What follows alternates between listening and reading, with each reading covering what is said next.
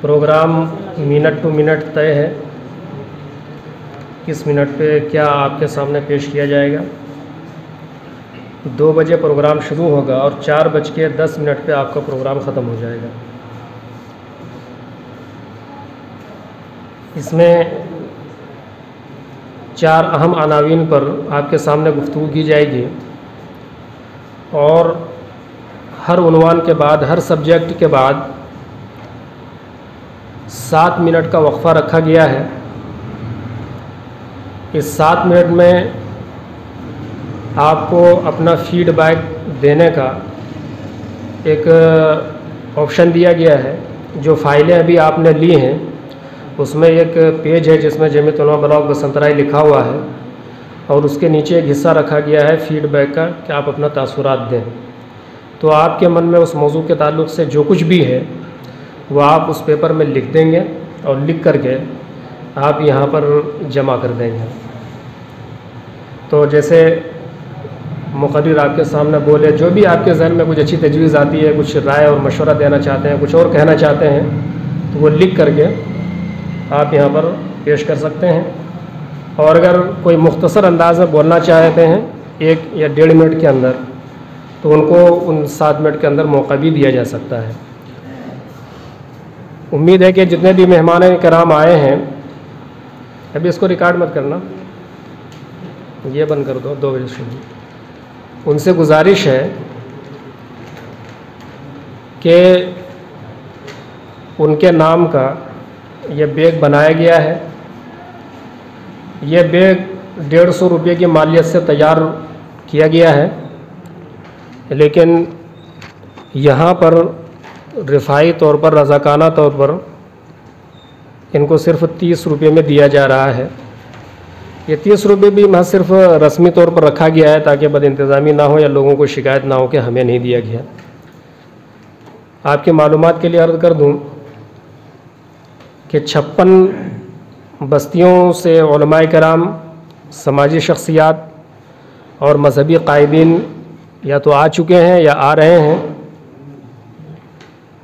تو یہ جو پورا بلاک ہے، اس پورے بلاک کے ذمہ دار حضرات اور سماجی کارکن جب مل کر کے بیٹھیں گے اور کسی موضوع پر غور و فکر کریں گے تو امید ہے کہ علاقے کے لیے ایک انقلابی کام ہوگا، اور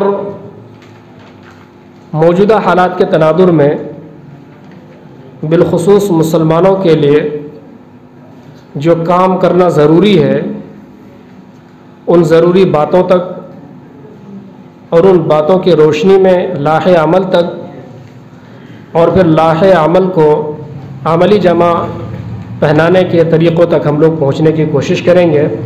اور جب سب لوگ مل کر کے بیٹھیں گے تو انشاءاللہ ہم لوگ اس نتیجے پر ضرور پہنچیں گے۔ بلا تمہید پروگرام کے آغاز کے لیے میں دعوت دیتا ہوں مولانا ابراہیم جہازی صاحب کو کہ وہ آئیں اور تلاوت پیش کریں، اور صرف 5 منٹ کے اندر اپنی چیزیں پیش کرنے کی کوشش کریں۔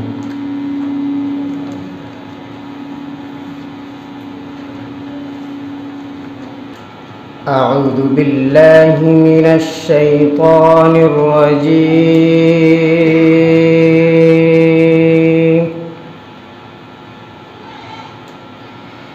بسم اللہ الرحمن الرحیم،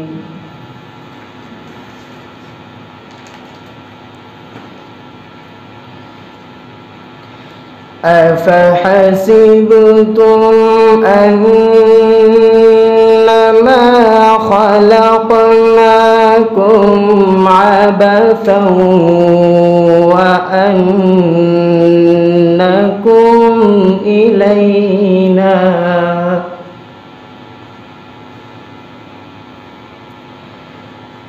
عبثا وأنكم إلينا لا ترجعون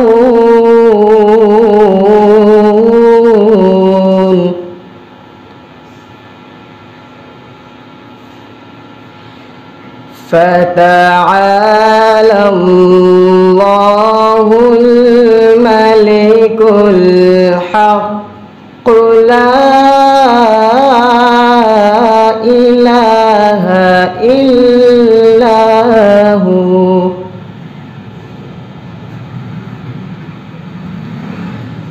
فتعالى الله الملك الحق لا إله إلا هو لا إله إلا هو رب العرش الكريم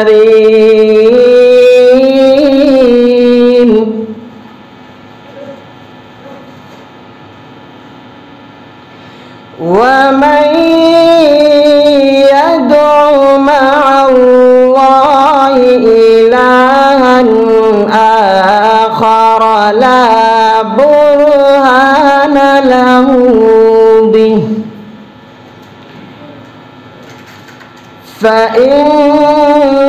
فإنما حسابه عند ربه إنه لا يفلح الكافرون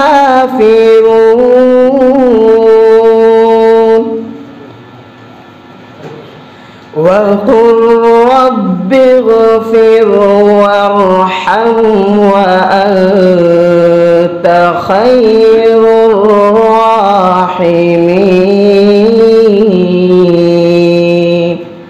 صدق الله العظيم.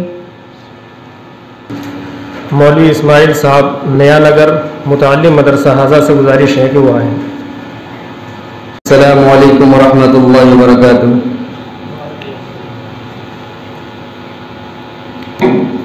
نعت پاک پہ شرطوں سماعت کریں. احمد مرسل فخر دو عالم صلی اللہ علیہ وسلم مظہر اول مرسل خاتم صلی اللہ علیہ وسلم. تمام سامعین سے گزارش ہے کہ میرے ساتھ ساتھ صلی اللہ علیہ وسلم کہیں. مظہر اول مرسل خاتم صلی اللہ علیہ وسلم جسم مزکا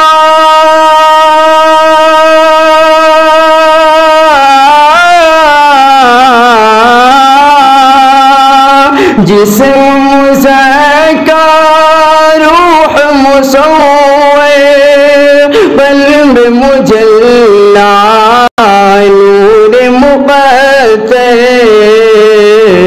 حسن سراپا خیر مجسم صلی اللہ علیہ وسلم حسن سراپا خیر مجسم صلی اللہ علیہ وسلم. بزم ملل تھی نظم سے خالی بکھرے ہوئے تھے حق کے لالی. بزم ملل تھی نظم سے خالی بکھرے ہوئے تھے حق کے لالی. بزم ملل تھی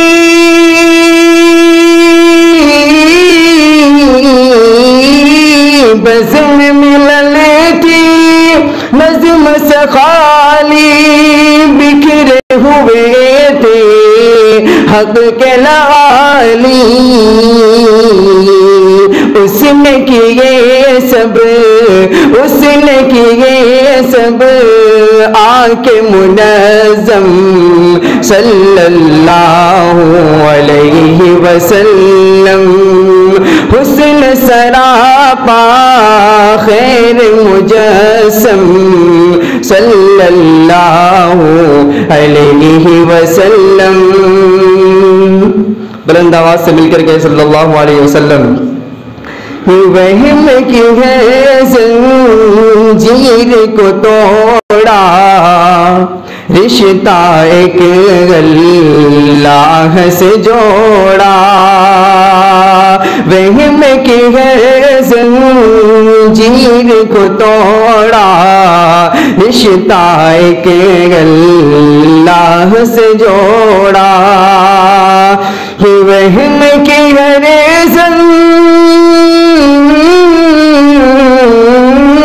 वहम की हर जंजीर को तोड़ा, रिश्ता के अल्लाह से जोड़ा। शिरक की महफिल कर दी बरहम सल्लल्लाहु अलैहि वसल्लम। हुस्न सरापा खैर मुजस्सम सल्लल्लाहु अलैहि वसल्लम।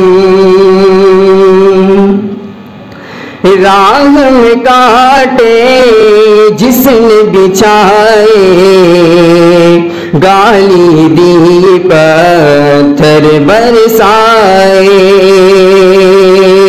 राह में काटे जिसने बिछाए, गाली दी पत्थर बरसाए। कि राह में काटे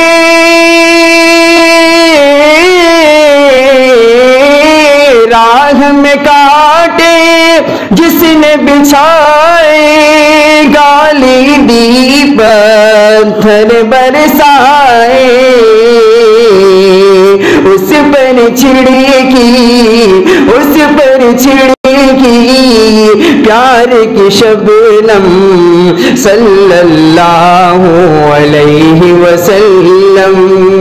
उस पर छिड़की प्यार की शबनम सल्लल्लाहु अलैहि वसल्लम। फक्र बिना दोनों का सुल्तान, रूह जसद दोनों का दरमान। कि फक्र बिना दो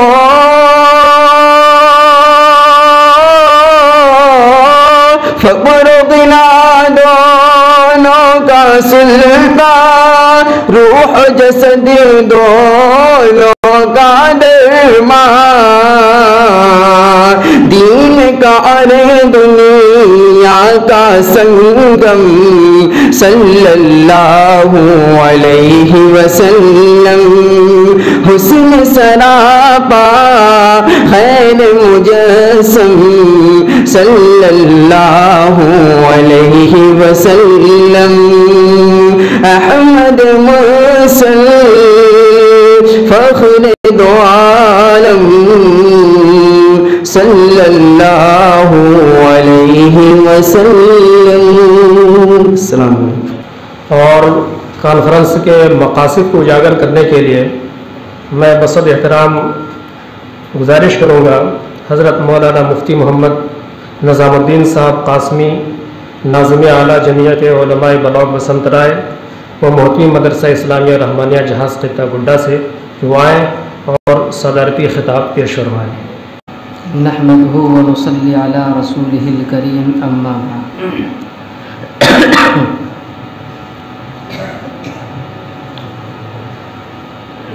मुअज़्ज़ज़ सामिईन इज़ाम,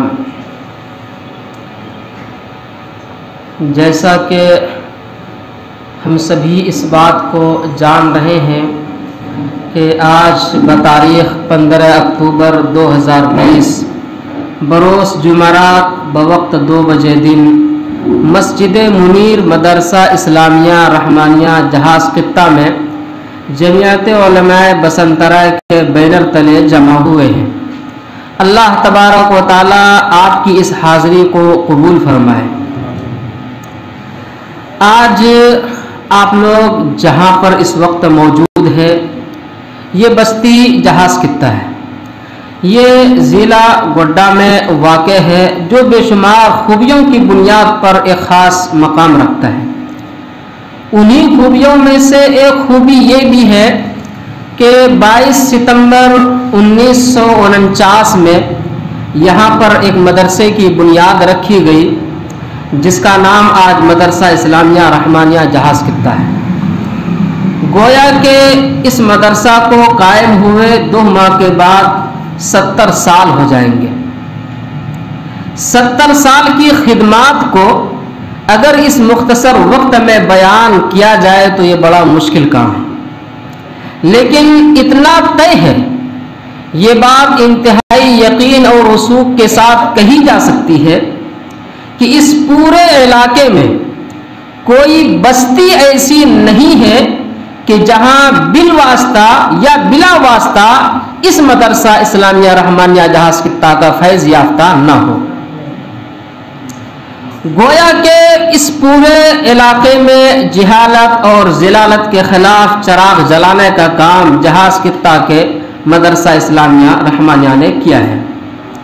اس مدرسہ کے بانی مولانا محمد منیر الدین صاحب رحمۃ اللہ علیہ تھے اور تادم حیات بانی و سرپرست رہے بھی۔ ان کی وفات کے بعد کئی لوگ ذمہ دار بھی ہوئے۔ ایک یہاں پر موجود بھی ہے مولانا عرفان صاحب مظاہری، سردست ناچیز اس وقت یہاں کا ذمہ دار ہے۔ اسی کے ساتھ میں ایک بات یہ کہنا چاہوں گا کہ آپ لوگ چونکہ ذمہ دار ہے، چنندہ حضرات ہے، تو آپ ہے کون؟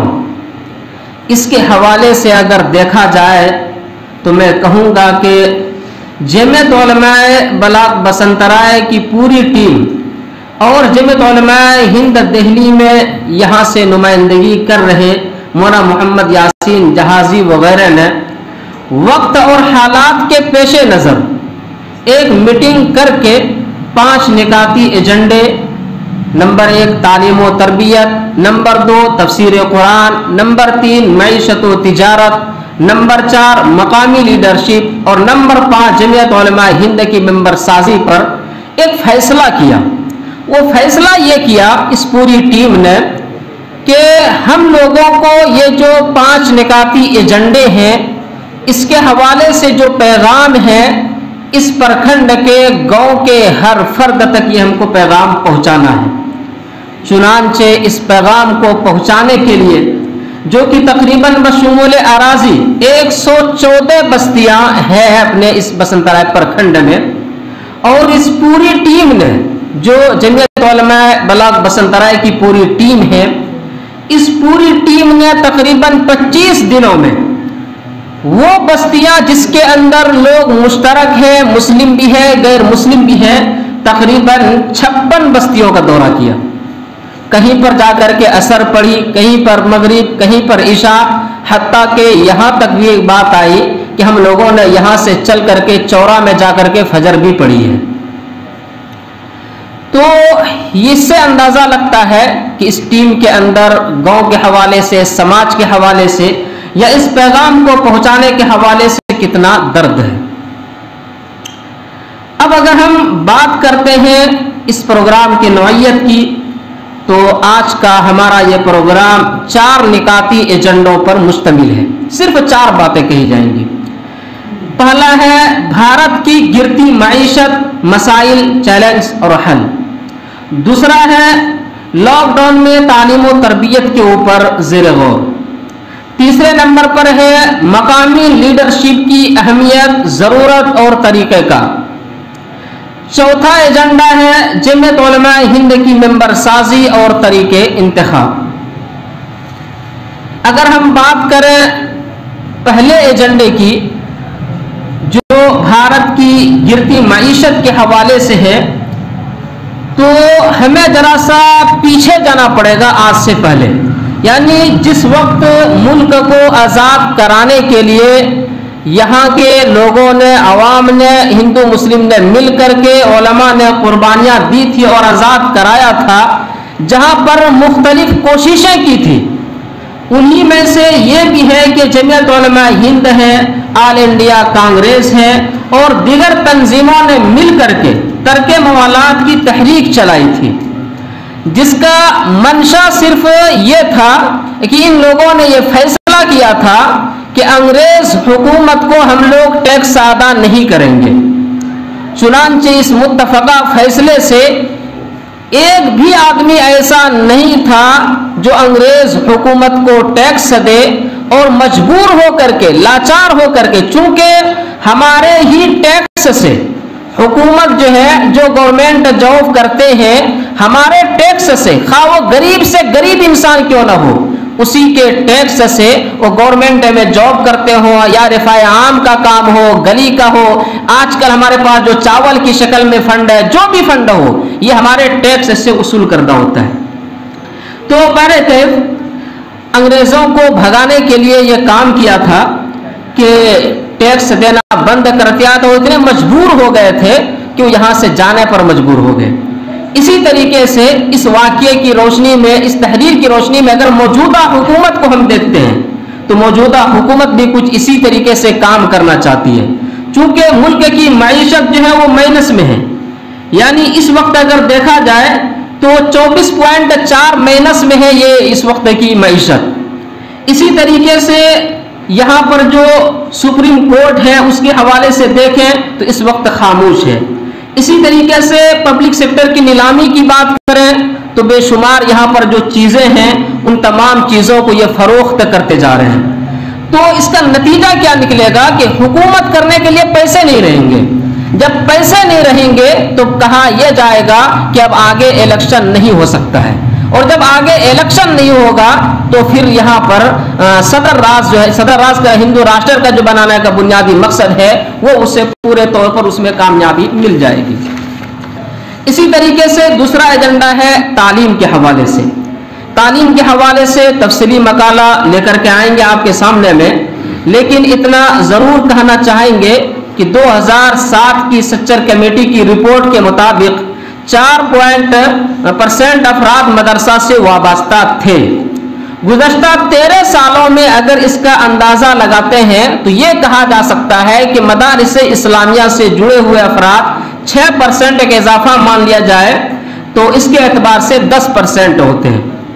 اگر اس حالیہ اعداد اور شمار کے مطابق دیکھا جائے تو یہاں پر چونکہ مسلمانوں کی کل آبادی جو ہے 22 کروڑ ہے، اس کے اعتبار سے اگر دیکھا جائے تو سمجھ میں یہ آتا ہے کہ لاک ڈاؤن کی وجہ سے، موجودہ حالات کی وجہ سے 2.20 کروڑ طلبہ ہے جو مدرسین ہیں، یہ لوگ تعلیمی اور معاشی نظام کے اعتبار سے بالکل یہ چرمرا سا گیا ہے، گویا کہ بنیادی طور پر بالکل کمزور ہو گئے ہیں۔ اسی طریقے سے تفصیلی کلام لے کر کے آئیں گے۔ ایک ایجنڈا جمعیت علماء کا ممبر سازی کے حوالے سے ہے، تو دیکھیے کل ہند سطح پر اگر دیکھا جائے تو مسلمانوں کی فکری، علمی، قانونی اور عملی سطح پر کوئی تنظیم اگر ہندوستان میں ہے تو وہ جمعیت علماء ہند ہے۔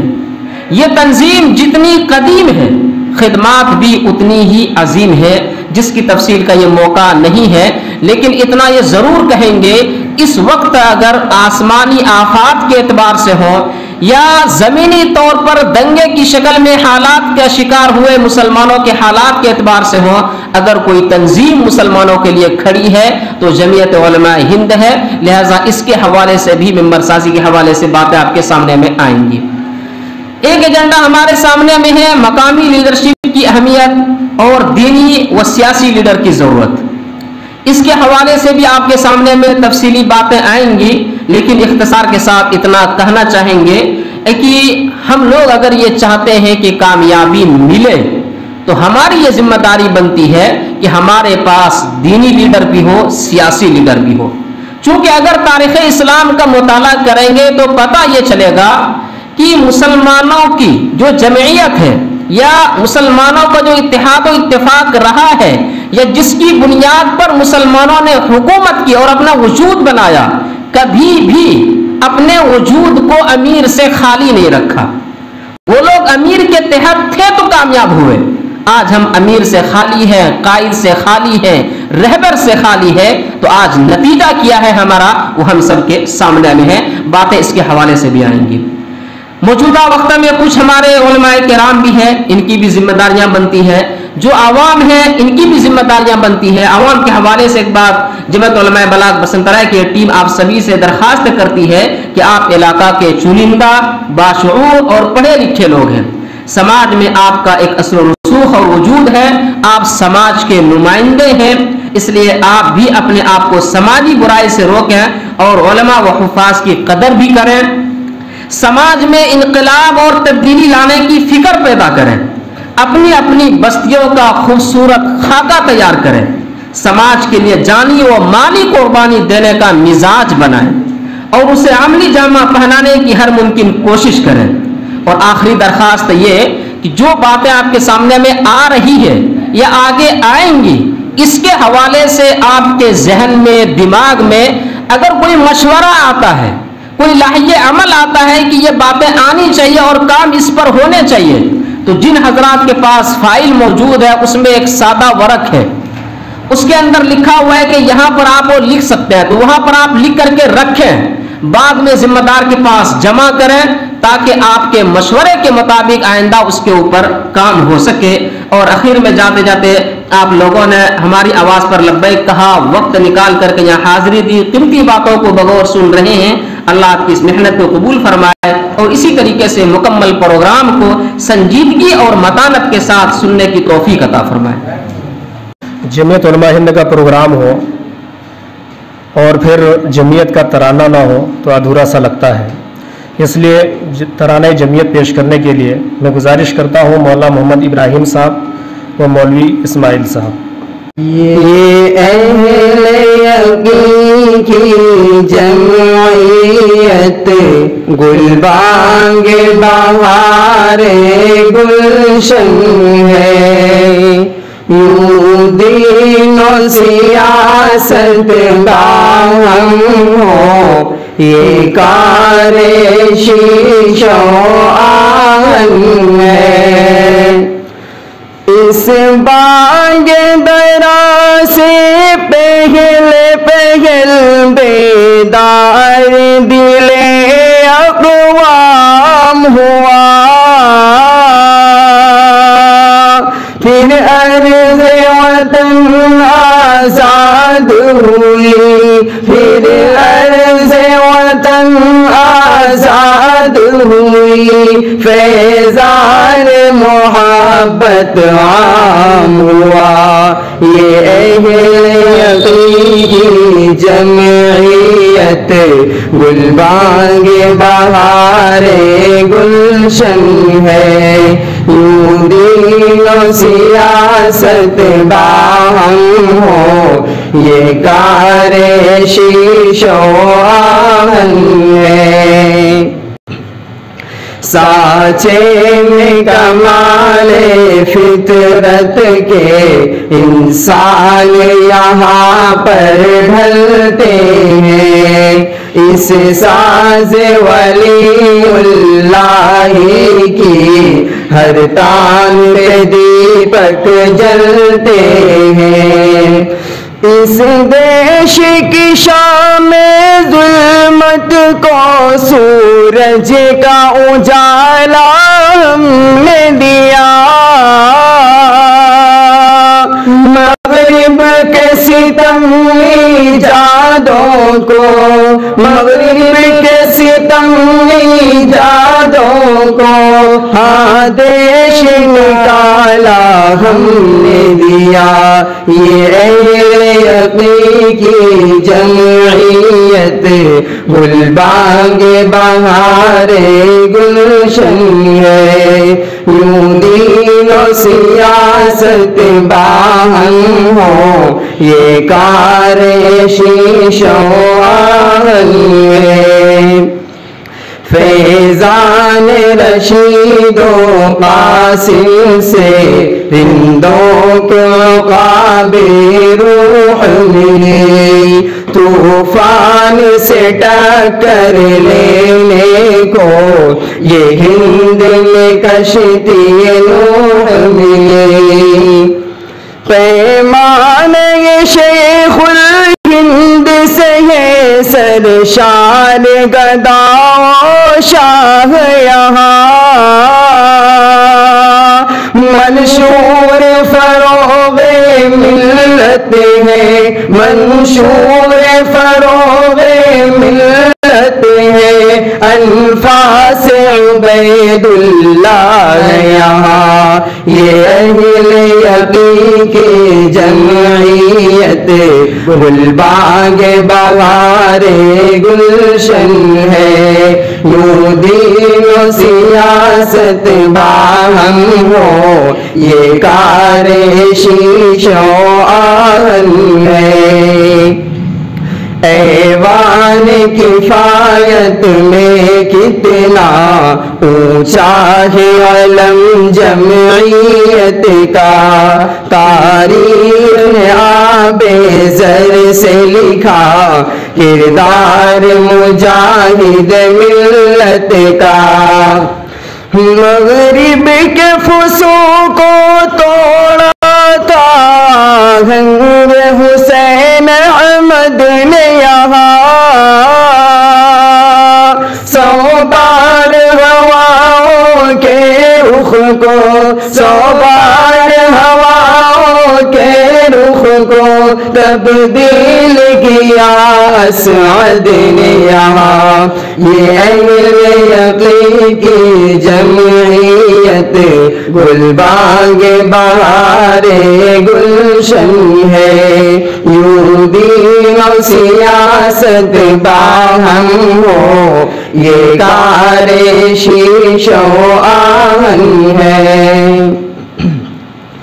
وہاب سعید و فخر الدین شاہان عجم گزرے ہیں یہاں، ہے سید ملت جن کا لقب سلطان قلم گزرے ہیں یہاں، جو رند یہاں سے اٹھا ہے آقا وطن کہلایا ہے،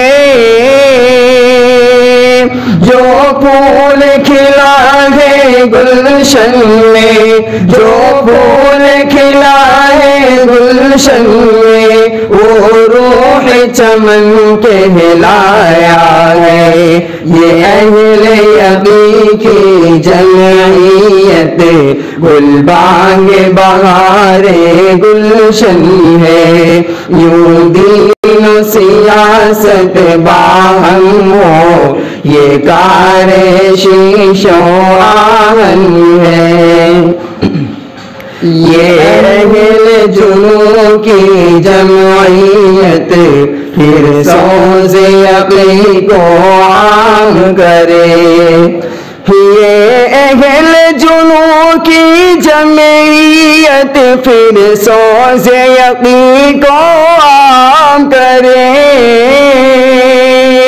ملت کے مقدس خوابوں کی، ملت کے مقدس خوابوں کی تعبیر حسین کا کام کرے، یہ اہل یقین جمعیت گلبانگ بہار گلشن ہے، یوں دین و سیاست باہم ہو، یہ کار شیش و آہن ہے۔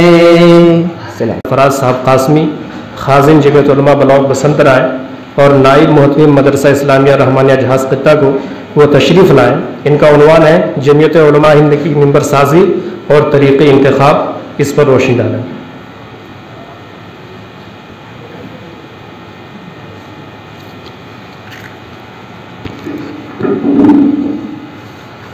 الحمدللہ وکفا وسلام علی عبادہ الذین اصطفیٰ، اما بعد۔ وقال النبی صلی اللہ علیہ وسلم ید اللہ علی الجماعہ. جیسا کہ آپ حضرات کو ابھی معلوم ہوا کہ جمعیت علماء بلاک بسنترائے کی ٹیم تقریباً 25 دنوں تک بسنترائے بلاک کی بستیوں کا دورہ کرتی رہی، جس کا مقصد یہ تھا کہ ہم عملی طور پر جمعیت کو، مقامی جمعیت کو قائم کر سکیں اور اپنے معاشرے کو مضبوط کر سکیں. جیسا کہ آپ حضرات جانتے ہیں کہ جب انگریزوں نے بھارت پر جابرانہ قبضہ کیا اور یہاں کی عوام کو، ہندوستانیوں کو اور بالخصوص مسلمانوں کو سیاسی اور اقتصادی اور مذہبی طور پر تباہ کرنے کی پوری کوشش کی، اور دوسری طرف علماء امت کے مسلکی اختلافوں نے اس امت کو اور بھی بے جان کر دیا تھا، ایسے پرآشوب حالات میں آل انڈیا خلافت کانفرنس کے موقع پر بھارت کے کونے کونے سے علماء کرام دہلی میں جمع ہوئے تھے. اس موقع کو غنیمت جانتے ہوئے مختلف مسالک کے علماء نے فجر کی نماز کے بعد سید حسن رسول نما کے مزار پر حاضر ہو کر پہلے رازداری کا حلفیہ لیا، قسم کھائی، اور پھر اسی روز یعنی 23 نومبر 1919 کو عشاء کی نماز کے بعد مسجد درسگاہ سید حسن رسول نما میں ایک میٹنگ کی اور جمعیت علماء ہند کی بنیاد رکھی. جمعیت علماء ہند نے پہلے ہی دن سے ہندوستان کو مکمل طور پر انگریزوں سے آزاد کرانے کے لیے ترک موالات یعنی عدم تعاون کا فتویٰ دیتے ہوئے سول نافرمانی کی تحریک چلائی، جس کے تحت لوگوں نے حکومت کو ٹیکس دینا اور سرکاری اداروں میں ملازمت کرنا بند کر دیا، جس سے حکومت کی معاشی حالت گر گئی اور بہت جد و جہد کے بعد بالآخر انگریزوں کو بھارت چھوڑنا پڑا. جمعیت علماء ہند آزادی سے پہلے بھی اور آزادی کے بعد بھی مسلمانوں کے پرسنل لا کے تحفظ، دینی معاصر کی حفاظت اور ہر موڑ پر قوم کی علمی و فکری رہنمائی کرتی رہی ہے. فرقہ وارانہ فسادات، زلزلہ، سیلاب، طوفان جیسے قدرتی آفات میں متاثرین کی مدد کرنے کے لیے ہمیشہ میدان میں رہتی ہے. مسلم سماج کے ہونہار اعلیٰ تعلیم پا رہے بے قصور مسلمان بچوں کو دہشت گردی جیسے کیس میں پھنسا کر ملت کی صلاحیت کو فنا کرنے والے کے خلاف ہمیشہ سینہ سپر رہتی ہے. ایسے الزام میں جبکہ گھر والے بھی سماج کے خوف سے ساتھ دینا چھوڑ دیتے ہیں، اس کے پیچھے جمعیت علماء ہند کھڑی رہتی ہے.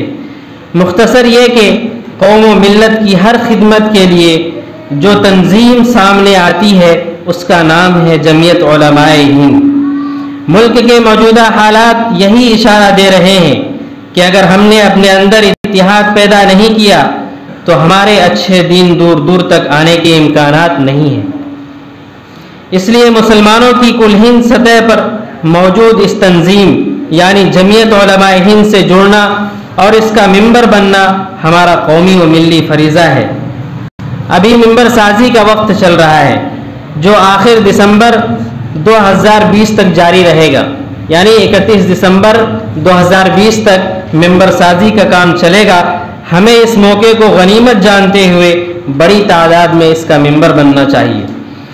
جمعیت علماء ہند کا جو تنظیمی ڈھانچہ ہے اور جو انتخاب کا طریقہ ہے وہ یہ ہے کہ مرکزی جمعیت کے نئے صدر کے چارج لینے سے ٹرم شروع ہوتا ہے اور 3 سال تک یہ ٹرم رہتا ہے. جمعیت علماء ہند کا ممبر کون بن سکتا ہے؟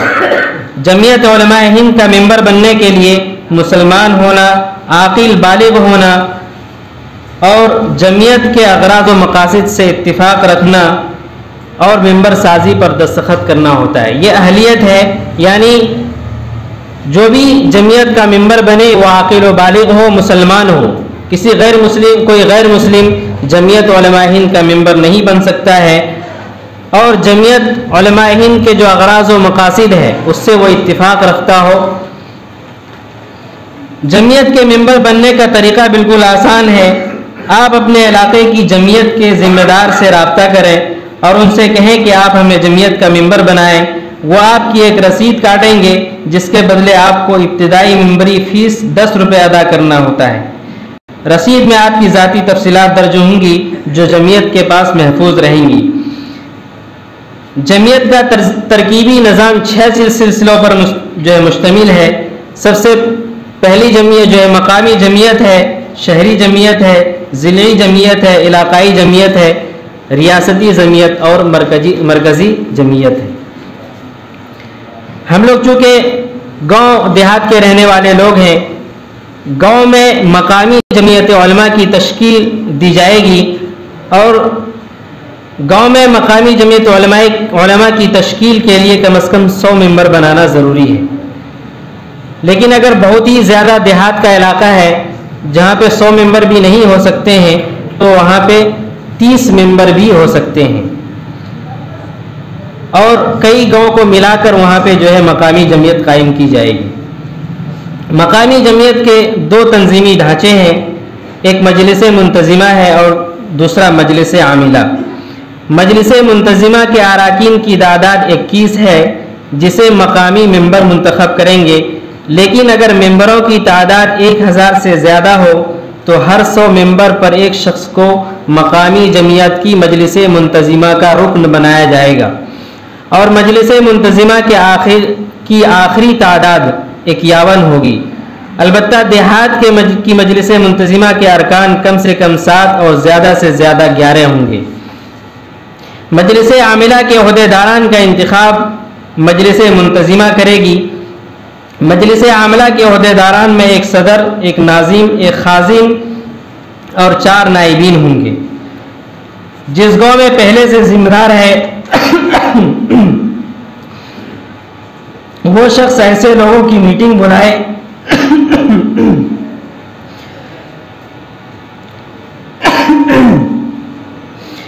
جو 100 ممبر بنا چکے ہوں یا جو مقامی سماجی خدمت کا جذبہ رکھتے ہوں۔ خلاصہ یہ ہے کہ جمعیت علماء ہند کے وسیع تر قومی و ملی مفادات اور حقوق کی نگہبانی ہونے کے باعث ہر مسلمان کا قومی و ملی فریضہ ہے کہ وہ جمعیت کا ممبر بنے۔ گاؤں میں جس کے پاس رسید ہے اس کے پاس جا کر 10 روپے ادا کر کے ممبر بنے۔ ممبر کا کام پورا ہونے کے بعد گاؤں ایک میٹنگ کریں جس میں 100 ممبر بنانے والے کو مجلس منتظمہ کا رکن بنائے۔ پھر مجلس منتظمہ کے اراکین ہی مجلس عاملہ بنائیں گے۔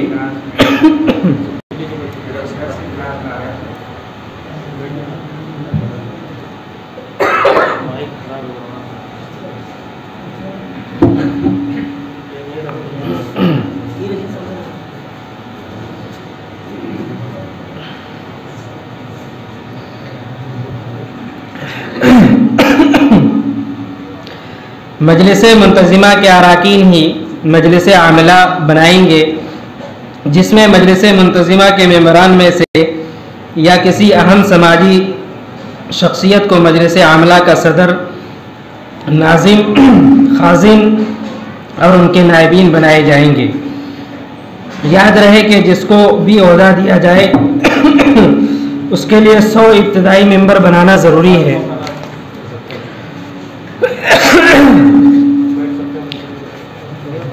آواز ساتھ نہیں دے رہی ہے۔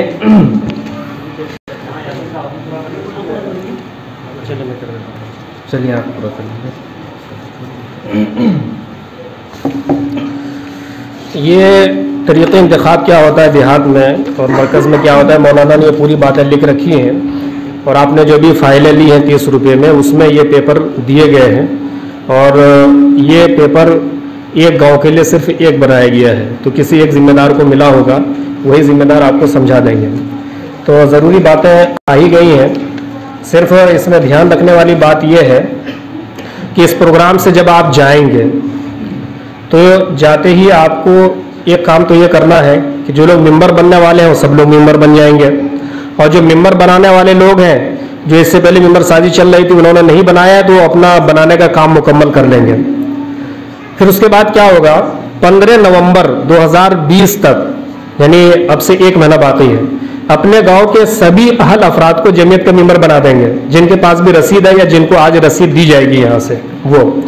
پھر 15 نومبر کے بعد آپ کو 10 دن ملتا ہے 25 نومبر, تو 25 نومبر 2020 تک اپنے یہاں جمعیت علماء دیہات کا آپ انتخاب کر لیں گے, اور انتخاب کے لیے اسی فائل میں ایک یہ کاغذ دیا گیا ہے, اسی کاغذ پر آپ انتخاب کی رپورٹ کو لکھیں گے اور لکھ کر کے پھر آپ کیا کریں گے, آگے بھیجیں گے. انتخاب میں 7 افراد پر مشتمل مجلس منتظمہ بنائیں گے اور مجلس عاملہ بنائیں گے. مجلس منتظمہ مجلس عاملہ ایک کر دیں گے, دیہات میں چونکہ افراد کی کم گنجائش ہوتی ہے. 7 میں سے ایک صدر ہوگا, ایک سیکریٹری, اور بقیہ ممبران مجلس منتظمہ عاملہ کے رکن ہوں گے. پھر اس کے بعد 1 دسمبر 2020 تک انتخاب کی رپورٹ اور ممبری فیس کی رقم جو ہر رسید پر 10 روپے لی گئی ہے جمعیت علماء بسنت رائے مدرسہ اسلامیہ رحمانیہ جہاز قطع جو دفتر ہے یہاں دفتر کو ارسال کر دیں گے.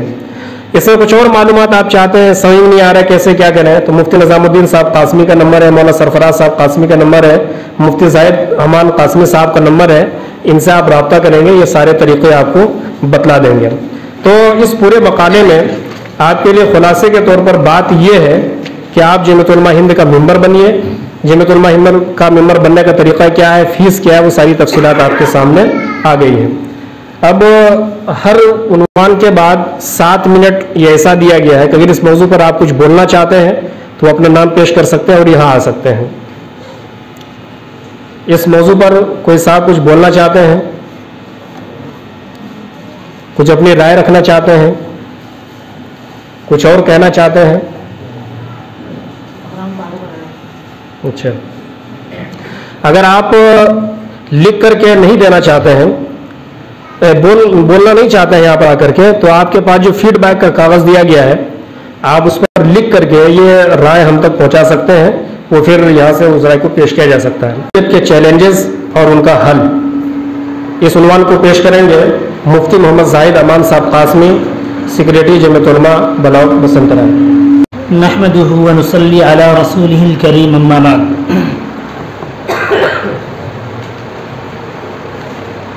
میرے موضوع میں 2 حصے ہیں. پہلا حصہ تعلیم کا ہے اور دوسرا حصہ تربیت کا ہے. آئیے پہلے تعلیم کے سلسلے میں بات کرتے ہیں. تعلیم کے تعلق سے مجھے 9 پوائنٹ رکھنے ہیں. پہلا پوائنٹ یہ ہے کہ ہماری شریعت میں تعلیم و تربیت کی بے پناہ اہمیت ہے. تعلیم و تربیت کے بغیر زندگی ناقص اور ادھوری ہوتی ہے. جو لوگ تعلیم یافتہ ہوتے ہیں ان کی زندگی ہر اعتبار سے اچھی ہوتی ہے, کامیاب ہوتی ہے, بامراد ہوتی ہے. ان کے ہر کام میں تہذیب اور ادب نظر آتا ہے. ان کا جاگنا, اٹھنا, بیٹھنا, سونا, کھانا, پینا, ملنا جلنا, گویا ہر عمل تہذیب کے دائرے میں ہوتا ہے. اور جو لوگ تعلیم یافتہ نہیں ہوتے ہیں, تربیت یافتہ نہیں ہوتے ہیں, ان کی زندگی میں یہ چیزیں نظر نہیں آتی ہیں. دوسرا پوائنٹ یہ ہے کہ نبی پاک صلی اللہ علیہ وسلم پر جو سب سے پہلی وحی آئی وہ اقرا ہے, پڑھیے. اسی طرح سے قرآن پاک کا آپ کوئی بھی صفحہ کھولیں تو وہاں پر یعلمون کا, تعلمون کا لفظ ملتا ہے, جن کے معنی اور مطالب یہی ہیں کہ تعلیم و تعلم, پڑھائی اور لکھائی. اسی طرح قرآن پاک میں ہے کہ پڑھنے والے اور نہ پڑھنے والے دونوں برابر نہیں ہو سکتے. اسی طرح یہ بات بھی ہے کہ پڑھنے والے اور نہ پڑھنے والے گویا ایسے ہیں جیسے ایک آنکھ والے ہوں اور ایک آنکھ والے نہ ہوں. دونوں میں کوئی جوڑ نہیں ہے, دونوں میں کوئی برابری نہیں ہے. نبی پاک صلی اللہ علیہ وسلم کا ارشاد ہے کہ ہر مسلمان مرد عورت پر علم حاصل کرنا فرض ہے. تیسرا پوائنٹ یہ ہے کہ تعلیم یافتہ اور تربیت یافتہ ہونے کا مطلب کیا ہے. مطلب یہ ہے کہ جو لوگ تربیت یافتہ ہیں، تعلیم یافتہ ہیں، ان کی زندگی میں نور ہے، روشنی ہے، ورنہ زندگی میں اندھیرا ہی اندھیرا ہے۔ جیسے کوئی گھر ہو اور اس گھر میں روشنی نہ ہو تو گھر کی کوئی چیز نظر نہیں آتی ہے، اور جب گھر میں روشنی ہوتی ہے تو گھر کیسا ہے، گھر میں نفع کی چیز ہے، نقصان کی چیز ہے، اچھی چیز ہے، کیسی چیز ہے، ساری چیزیں ٹھیک ٹھیک اور صاف ستھری نظر آتی ہے۔ ٹھیک اسی طرح اگر زندگی میں علم و ادب ہو تو پھر انسان اپنے نفع کو، اپنے برے کو، اسی طرح اچھے کی برے کی وہ تمیز کر سکتا ہے، غلط اور صحیح کی پہچان کر سکتا ہے، کیا ہونا چاہیے کیا نہیں ہونا چاہیے یہ ان کو معلوم ہوتا ہے۔ چوتھا پوائنٹ ہے پورا قرآن پڑھیے، حدیث پڑھیے اور بار بار پڑھیے۔ شریعت نے اس ماں باپ کو کامیاب اور کامران کہا جو اپنے بچوں کو تعلیم و تربیت دے سکے۔ اپنے بچوں کو کچھ نہ دیں لیکن تعلیم و تربیت دے دیں تو شریعت کی نگاہ میں، اللہ کی نگاہ میں، رسول پاک کی نگاہ میں وہ ماں باپ کامیاب ہیں۔ اور وہ ماں باپ جو اپنے بچوں کو سب کچھ دے دیں لیکن تعلیم و تربیت نہ دے سکیں تو پھر وہ ماں باپ شریعت کی نگاہ میں کامیاب نہیں ہے۔ نبی پاک صلی اللہ علیہ وسلم نے ارشاد فرمایا، باپ اپنے بچوں کو سب سے اچھی چیز جو دے سکتا ہے وہ حسن تعلیم اور حسن تربیت ہے۔ اس سے ہمیں بات سمجھ میں آتی ہے، اہمیت سمجھ میں آتی ہے۔ پانچواں پوائنٹ ہے کہ یہ یاد رکھیے کہ صرف ہمارے بچے ہی ہمارے نہیں ہیں بلکہ پورے سماج اور پورے گاؤں کے جو بھی بچے ہیں وہ ہمارے بچے ہیں۔ ان بچوں میں جو برائی ہوگی ہمارے بچے ان بچوں کی برائی سے محفوظ نہیں رہ سکتے ہیں۔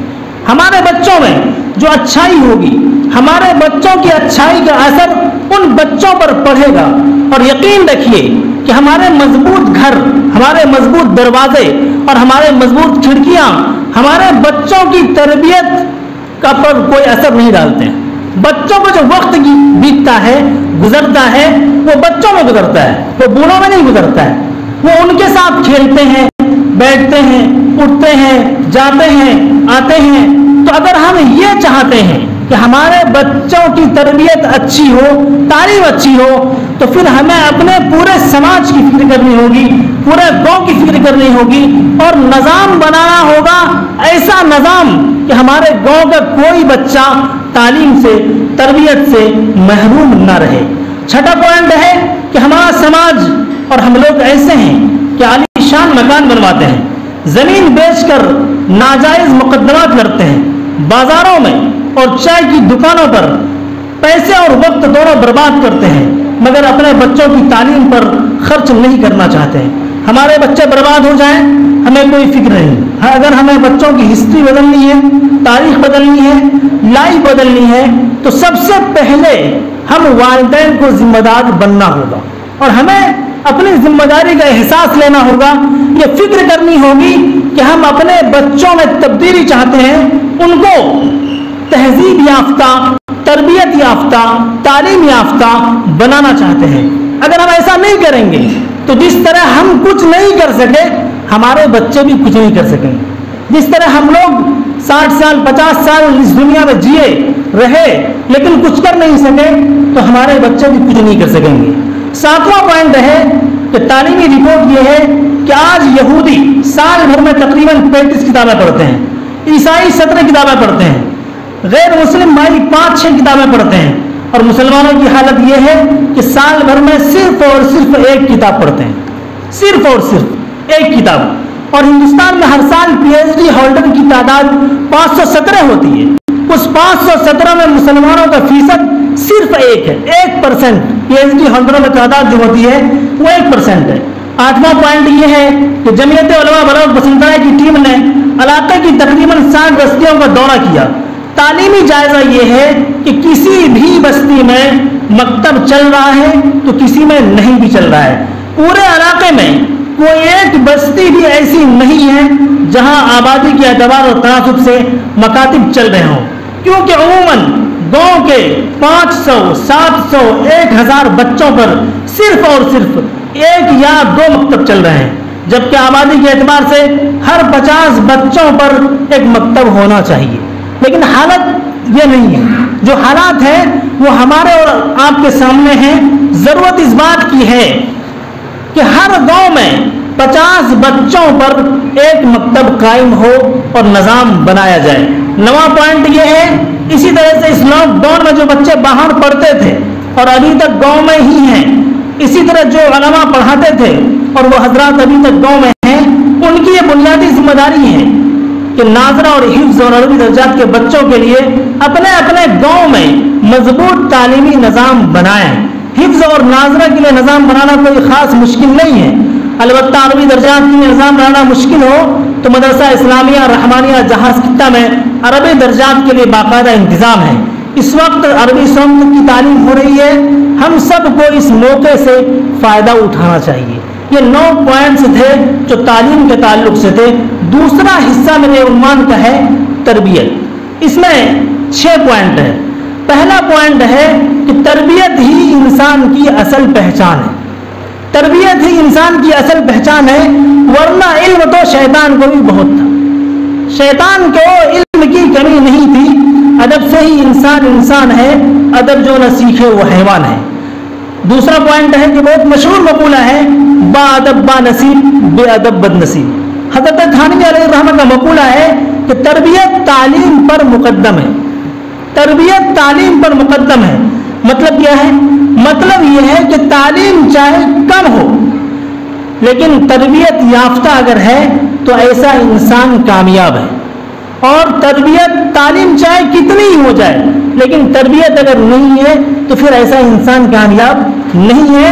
اس لیے حضرت تھانوی علیہ الرحمہ نے یہ بات فرمائی کہ تربیت تعلیم پر مقدم ہے۔ تیسرا پوائنٹ ہے کہ شریعت انسان کا جو خاکہ چاہتی ہے، پورا قرآن پڑھیے، پوری حدیث پڑھیے، پوری شریعت پڑھ جائیے تو اللہ پاک انسان کو جیسا دیکھنا چاہتے ہیں کہ انسان کے اعمال، اخلاق، باتیں، چیزیں، ان کے 24 گھنٹے کا نظام یہ ہونا چاہیے۔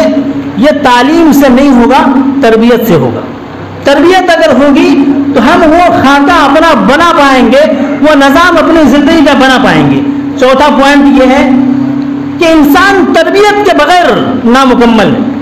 انسان کچھ بھی بن جائے، کیسا بھی بن جائے، وہ کچھ بھی کر لے، لیکن اگر تربیت یافتہ نہیں ہے تو نامکمل ہے، وہ ادھورا ہے، وہ کہیں نہ کہیں اٹھتے بیٹھتے جاتے سوتے ملتے جلتے حقوق تعلقات چیزیں باتیں ان جگہوں پر ایسا کام کر بیٹھتا ہے کہ ہمیں حیرت ہوتی ہے۔ یہ ایک تعلیم یافتہ آدمی پھر ایسا وہ اس لیے ہوتا ہے کہ تعلیم تو ہے لیکن تربیت نہیں ہے۔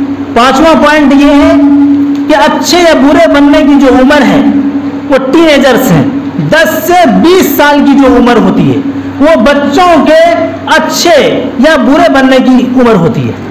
ہم کیا کرتے ہیں، ہمارا سماج کیا کرتا ہے، گھر والے کیا کرتے ہیں کہ اپنے بچوں کے ان کے کاموں کو، چیزوں کو، اعمال کو، باتوں کو، کھانے پینے کو، رہنے سہنے کو، ان کے دوست کو، احباب کو دیکھتے نہیں ہیں۔ وہ یہ سمجھتے ہیں کہ بچہ ابھی چھوٹا ہے، وہ یہ سمجھتے ہیں کہ بچی ابھی چھوٹی ہے، ابھی عمر ہی کتنی ہوئی۔ جب یہ ہوتا ہے تو ان کو صحیح اور غلط کی پہچان ہم نہیں کرا پاتے ہیں۔ جب وقت گزر جاتا ہے تو پھر افسوس ہوتا ہے، کوئی کچھ کہتا ہے، کوئی کچھ بولتا ہے تو میرے دل پہ لگتا ہے اور اثر کرتا ہے کہ میرے بچے کے بارے میں غلط کہہ رہا ہے، میری بچی کے بارے میں غلط کہہ رہا ہے، جبکہ ایسا ہوتا نہیں ہے۔ تو ہمیں ضرورت، ہم سارے والدین کو، جو چھٹا پوائنٹ ہے وہ یہ کہ ہم سب، پانچواں پوائنٹ یہی ہے کہ ہم سارے والدین کو وقت پر سوچنے کی ضرورت ہے۔ سوچیں لیکن وقت پہ سوچیں۔ جب بچے کو، بہت مشہور مقولہ ہے، بہت مشہور بات ہے کہ جب بیٹے کو باپ کے چپل کا یا جوتے کا سائز آنے لگے تو اس بیٹے کو مارا نہیں جاتا ہے۔ اب اس کو مار نہیں سکتے، اس کو دھمکا نہیں سکتے، اس کو 2 باتیں نہیں کہہ سکتے ہیں۔ جب ان کو کہنے کی عمر تھی، ان کو بتانے کی عمر تھی، ان کو سمجھانے کی عمر تھی تو ہم ان کو سمجھا نہیں سکے، ان کو بتا نہیں سکے، ان کو بول نہیں سکے، ان کو راستہ نہیں دکھا سکے، تو اب ہم ان کو کچھ بھی کہیں، کچھ بھی بولیں، کیسا بھی کریں، مارے پیٹیں، کچھ بھی کریں، وہ ان کی عمر گزر گئی، ان کا وقت گزر گیا۔ تو ہم والدین کو یہ چاہیے کہ ہم یہ کام کریں وقت پہ کریں.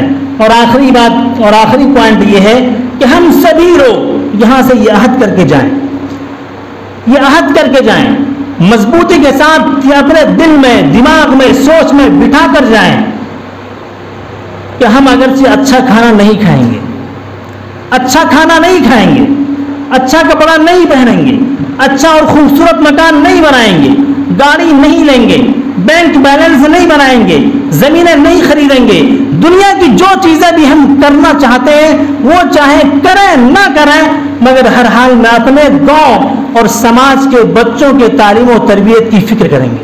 میں جو پیغام دینا چاہ رہا ہوں، جو بات کہنا چاہ رہا ہوں، اس ساری چیزوں ساری باتوں میں 10 منٹ سے بول رہا ہوں، اس کا خلاصہ یہی ہے کہ ہم صرف اپنے بچوں کی فکر نہ کریں، پورے سماج کی فکر کریں.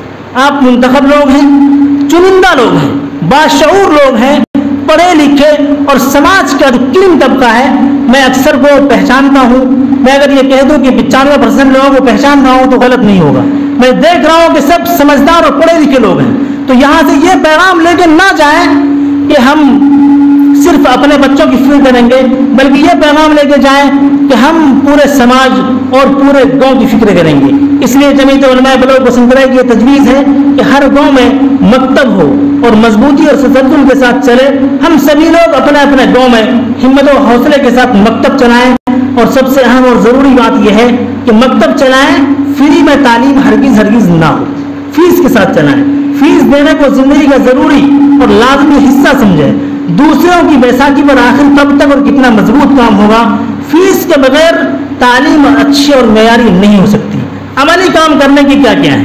یہ اجلاس آپ سے گزارش کرتا ہے کہ اپنے گاؤں میں ہر 50 بچے پر ایک مکتب قائم کریں. نمبر 2، ایک استاذ کے پاس زیادہ سے زیادہ 40 سے 50 ہی بچے ہوں. نمبر 3، مکتب فری میں نہ چلائیں، فیس لے کے چلائیں. نمبر 4، فیس کم از کم 100 روپے رکھیں. نمبر 5، بچوں کی تعلیم الگ ہو اور بچیوں کی تعلیم الگ ہو. دعا کریں اللہ پاک ہم سبوں کو ان باتوں پر عمل کی توفیق عطا کرے، آمین. میں معاشی مسائل، چیلنجز اور حل. ابھی صدارتی خطاب میں آپ لوگوں نے سنا کہ بھارت کی جو GDP گر رہی ہے وہ آپ کیا سمجھتے ہیں کہ صرف لاک ڈاؤن ہو گیا اور کارخانے بند ہو گئے، تمام کمائی کے ذرائع مسدود ہو گئے، اس کی وجہ سے لاک ڈاؤن گر رہے ہیں؟ یہ GDP گر رہی ہے اور GDP گرنا ایک ایکٹ آف گاڈ ہے، جیسے کہ نرملا سیتارمن نے بھی بیان دیا تھا جو وت منتری ہے کہ خود بھگوان کی شرارت ہے جس کی وجہ سے GDP گر رہی ہے اور حکومت میں اتنی مہنگائی بڑھ رہی ہے. تو دراصل اس میں بھگوان کی شرارت نہیں ہے، انسان کی شرارت ہے. اور جب آپ انسان کی شرارت کے پیچھے کا سچ جانیں گے تو میں سمجھتا ہوں کہ اگر آپ ایک حساس آدمی ہیں اور ایک آزاد فطرت کے حامل آدمی ہیں اور آپ اسلام اور ایمان پر اپنے آپ کو کی صفت پر پاتے ہیں تو میں سمجھتا ہوں کہ سچائی کو جاننے کے بعد آپ یہ سوچنے پر مجبور ہو جائیں گے کہ ہمارے ساتھ کتنا بڑا دھوکہ ہو رہا ہے اور ہمیں اس کے بعد آگے کیا لاہ عمل بنانا چاہیے.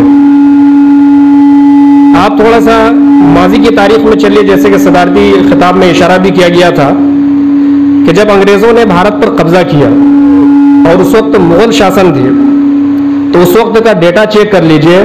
مغل شاسن میں 39 پوائنٹ GDP تھی انڈیا کی، لیکن جب انگریز آیا تو انگریز چونکہ یہاں پر بزنس کے لیے آیا تھا، تجارت کے لیے آیا تھا، کوئی یہاں پر گھر بسانے کے لیے آیا نہیں تھا، تو انہوں نے ہندوستان کو لوٹنا شروع کیا اور اتنا لوٹا اتنا کھوکھلا کر دیا کہ ہندوستان کی عوام جو ہے بہت زیادہ مجبور ہو گئی، بھوکمری کے شکار ہونے لگی اور ایسے حالات آئے کہ آپ تاریخ میں پڑھیں گے تو آپ کی آنکھوں سے آنسو جاری ہونا یقینی ہے.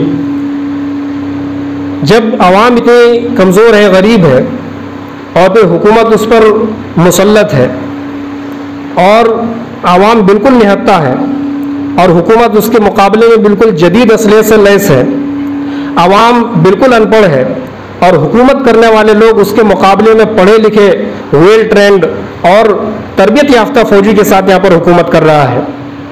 تو کیا آپ اس مقام پر ذرا رک کر کے یہ سوچ سکتے ہیں کہ اس وقت کے ہندوستانیوں نے، اس وقت کے بھارتیوں نے اس ہندوستان کو کیسے آزاد کرایا تھا؟ ہم لوگ جنگ آزادی کے عنوان پر جب بھی تقریر سنتے ہیں تو لفظ استعمال کرتے ہیں کہ جنگ آزادی جنگ آزادی. جنگ کا مطلب ہم یہ سمجھتے ہیں کہ سب لوگ میدان میں اترے اور لڑائیاں شروع ہوئی, ادھر سے بھی رن پڑا ادھر سے بھی رن پڑا, انگریز ہار گئے اور مسلمان جیت گئے اور ہندوستان آزاد ہو گیا. میں بتلا دوں کہ تاریخی سچائی اس کے بالکل برخلاف ہے. یہ کیسے ہو سکتا ہے کہ ایک طرف لاٹھی ڈنڈے والے لوگ ہوں اور دوسری طرف جدید اسلحے سے لوگ ہوں اور پھر لاٹھی ڈنڈے والے ان کا مقابلہ کر لیں؟ یہ کیسے ہو سکتا ہے کہ سامنے ویل ٹرینڈ فوجی لڑ رہے ہوں اور ادھر سے صرف بے ٹرینڈ لاٹھی ڈنڈے سے لڑ رہے ہوں اور ان کو مقابلہ کر دیں؟ سامنے سے ایجوکیٹڈ لوگ ہوں اور منظم فوجی حکمت عملی کے ساتھ لڑ رہے ہوں اور سامنے سے صرف اس وجہ سے کہ ہندوستان غلام ہو چکا ہے اور علماء نے فتویٰ دیا تھا کہ انگریزوں کے خلاف جہاد کرنا فرض ہے, اس فرض کی ادائیگی کے لیے میدان میں بے قدر کود پڑے ہوں, کیا وہ مقابلہ کر سکتے ہیں؟ نہیں کر سکتے ہیں.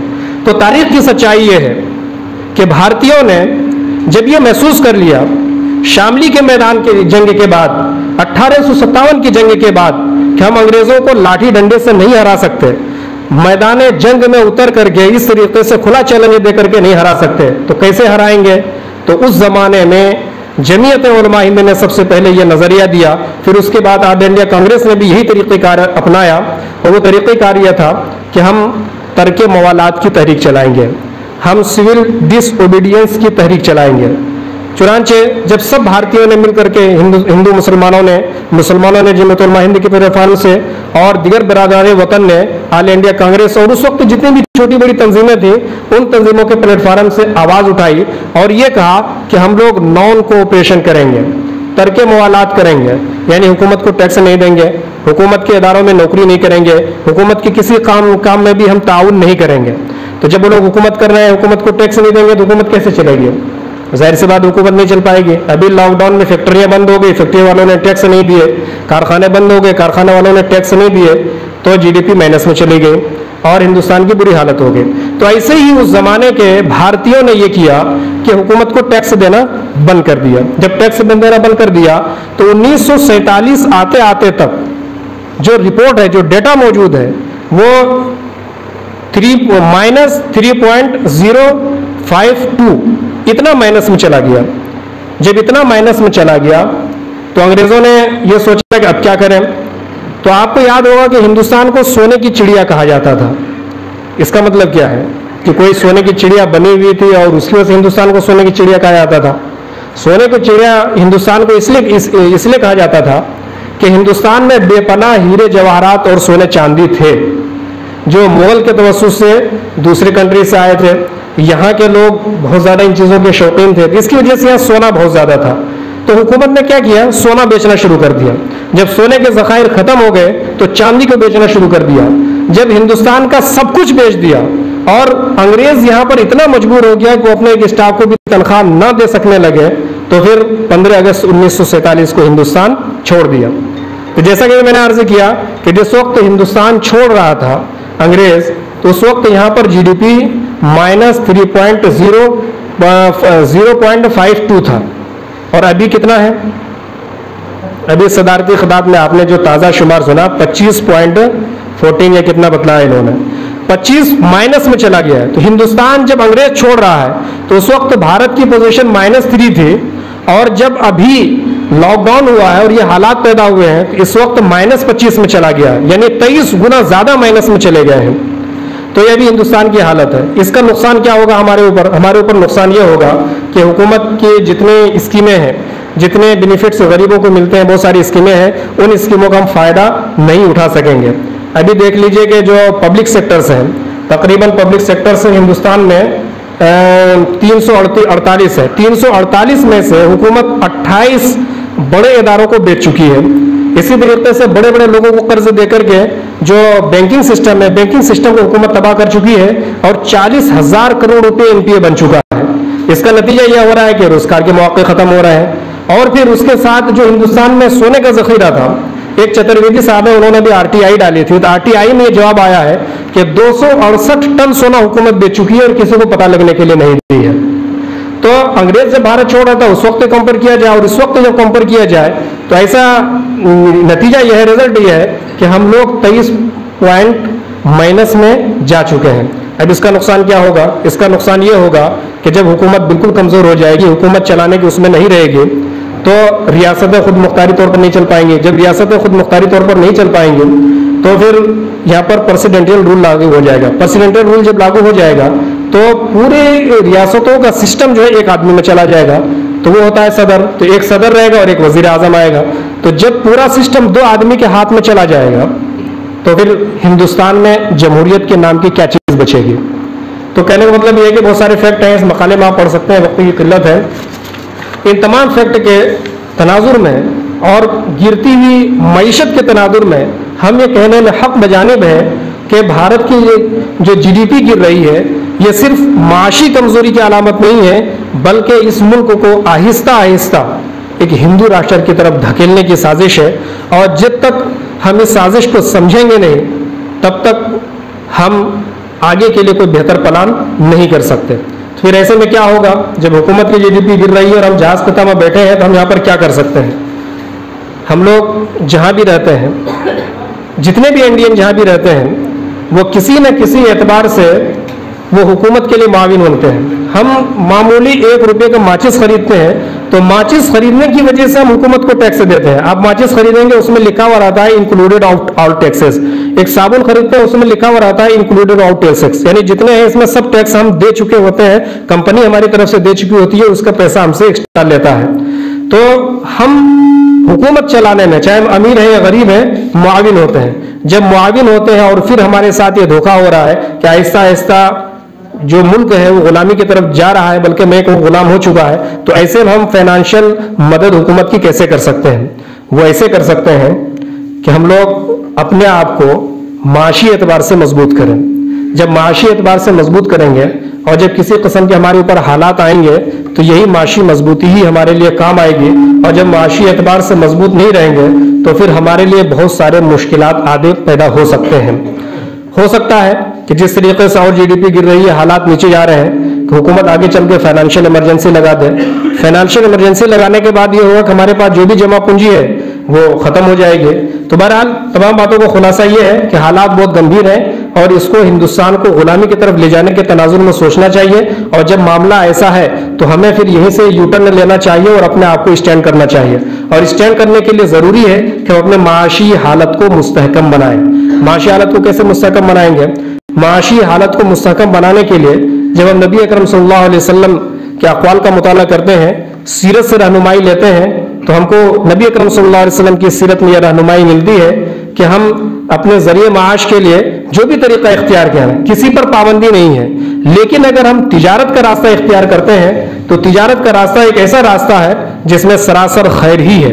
ایک حدیث ہے کہ 30 اعشاری رزق فی التجارہ، کہ کمائی کی جتنے بھی ذرائع ہیں اس کو آپ 10% میں لے جائیے، 10 حصوں میں لے جائیے، تو 10 حصوں میں سے صرف 9 حصے اور 9 ذرائع تجارت میں ہیں، اور باقی جو ایک حصہ ہے وہ دنیا کے دوسرے کاموں میں ہے. مثال کے طور پر کوئی ملازمت کر رہا ہے، کوئی نوکری کر رہا ہے، کوئی کھیتی کر رہا ہے، تو یہ سب ایک حصے میں آتے ہیں. باقی 9 حصے تجارت میں ہیں. تو ہمیں تجارت اختیار کرنی چاہیے. جب ہم تجارت اختیار کریں گے تو ہم معاشی اعتبار سے مضبوط ہوں گے. جب معاشی اعتبار سے مضبوط ہوں گے تو پھر اگر کبھی اس طریقے سے حالات آتے ہیں اور اس حالات کے تناظر میں ہندوستان میں کسی قسم کے مقابلے کی ضرورت پڑتی ہے، کسی تحریک کی ضرورت پڑتی ہے، تو جتنا ہم غریب رہ کر کے نہیں فائدہ پہنچا سکتے، امیر رہ کر کے فائدہ پہنچا سکتے ہیں. اگلا سوال یہ ہوگا کہ جب تجارت کا مشورہ دے رہے ہیں تو ہمارے پاس تو کچھ بھی نہیں ہے، ہم کیسے تجارت کر رہے ہیں؟ نہ ہمارے پاس پیسہ ہے، نہ تجربہ ہے، اور نہ ہی کبھی اس لائن میں ہم گھسے ہیں. ہمارے باپ دادا کھیتی کرتے تھے، ہم بھی کھیتی کرتے ہیں، ہمارے کچھ لوگ نوکری کرتے تھے، ہم بھی نوکری کرتے ہیں. تو ہمارے لیے کیا طریقہ ہوگا؟ تو اس کے لیے اس مقالے میں کئی مشورہ دیا گیا ہے، کئی طریقے بتلائے گئے ہیں، جس میں سے سب سے پہلے علاقے میں تجارت کی شکلیں بتلائی گئی ہیں، پھر تجارت کے بنیادی اصول بتلائے گئے ہیں.